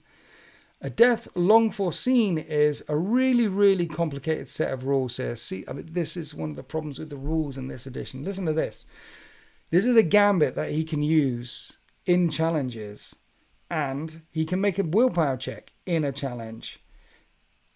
If the willpower check is successful, the correspondent effect applies until the start of the next face-off, right? 1 willpower check for each of the following. So there's 3 rules, and you've got to do a willpower check, willpower check, willpower check to get all 3 of them. And his willpower is 8, which is terrible for a Primarch. So you've got to get 8 or less, 8 or less, 8 or less. First one, if he passes it, feel no pain 5 up, which is strong. Second one, modify, he gets +1 attack. Third one, mercy and forgiveness have an additional modifier of +2. And that's his close combat weapons, goes up to initiative 9. But you've got to do a willpower check, willpower check, willpower check. Should I get Atramentar or Nightlord jump pack dudes in the new edition as allies? Nightlord jump pack dudes. If you haven't got jump pack dudes in your force, jump pack dudes are Vanguard 2. Scoring is important. Getting them in the allied force, good. Jump pack dudes are going to be good. So, yeah, if your central force hasn't got them, get them. If your central force has got them, get the Atramentar Terminators. Conrad is Biatch, the lol, the like, yeah. When I read the rules, it 100% seems like it was written by ChatGPT. The rules have been written by a lawyer, dude. The rules have been written by a lawyer. They are, yeah. Beforehand, I said it at the beginning, the rules used to be twice as dense and half the size. Second edition, the rules are about 56 pages, 57 pages, the rules. And there's twice as much of them. In this, they're over 100 pages and there's half as much of them because they're written A, B, Z. It's crazy. It's crazy. You know, I don't like the fact that they write rules for people who abuse rules. If people want to abuse rules, you can't write rules to stop people abusing rules. We as the community have got to walk behind those people ringing a bell, shouting shame. That's how we stop that. Or we as a community do not play against those guys in your local meta. Or we as a community let them play where they play. I don't know where they play or what, but let them do the do. But you play them once and then you never play them again. Most people we could get with rules written for normal people, and that would be useful. Oh dear. Anyway, I've got to go. I've been going on for nearly 3 hours, the longest live stream in the history of Winter's SEO. I want to thank everyone for swinging by this evening. I hope some of you found it useful. I hope we answered a few questions. Thank you for all the chats and the super chats. Shout out to Morty and Glory coming in there, swinging his hammer all over the place. Check out Morty and Glory on the YouTube. Shout out all my members for helping keep the lights on, and everyone else who dropped a membership or became a member, or thank you so much. Everyone who took part in the chat, thank you so much. And thank you for liking, subscribing, and sticking around and putting up with me all this time. I appreciate you very, very much. But I've really got to go. I've got to get in the shower again. Did I mention it is the hottest day in the history of days here right now? It's like,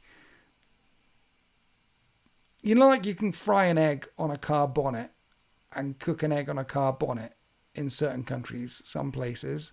People were having English breakfasts outside today on their cars with the bacon, with the eggs all over it smelled gorgeous out there in the streets. Happy wargaming.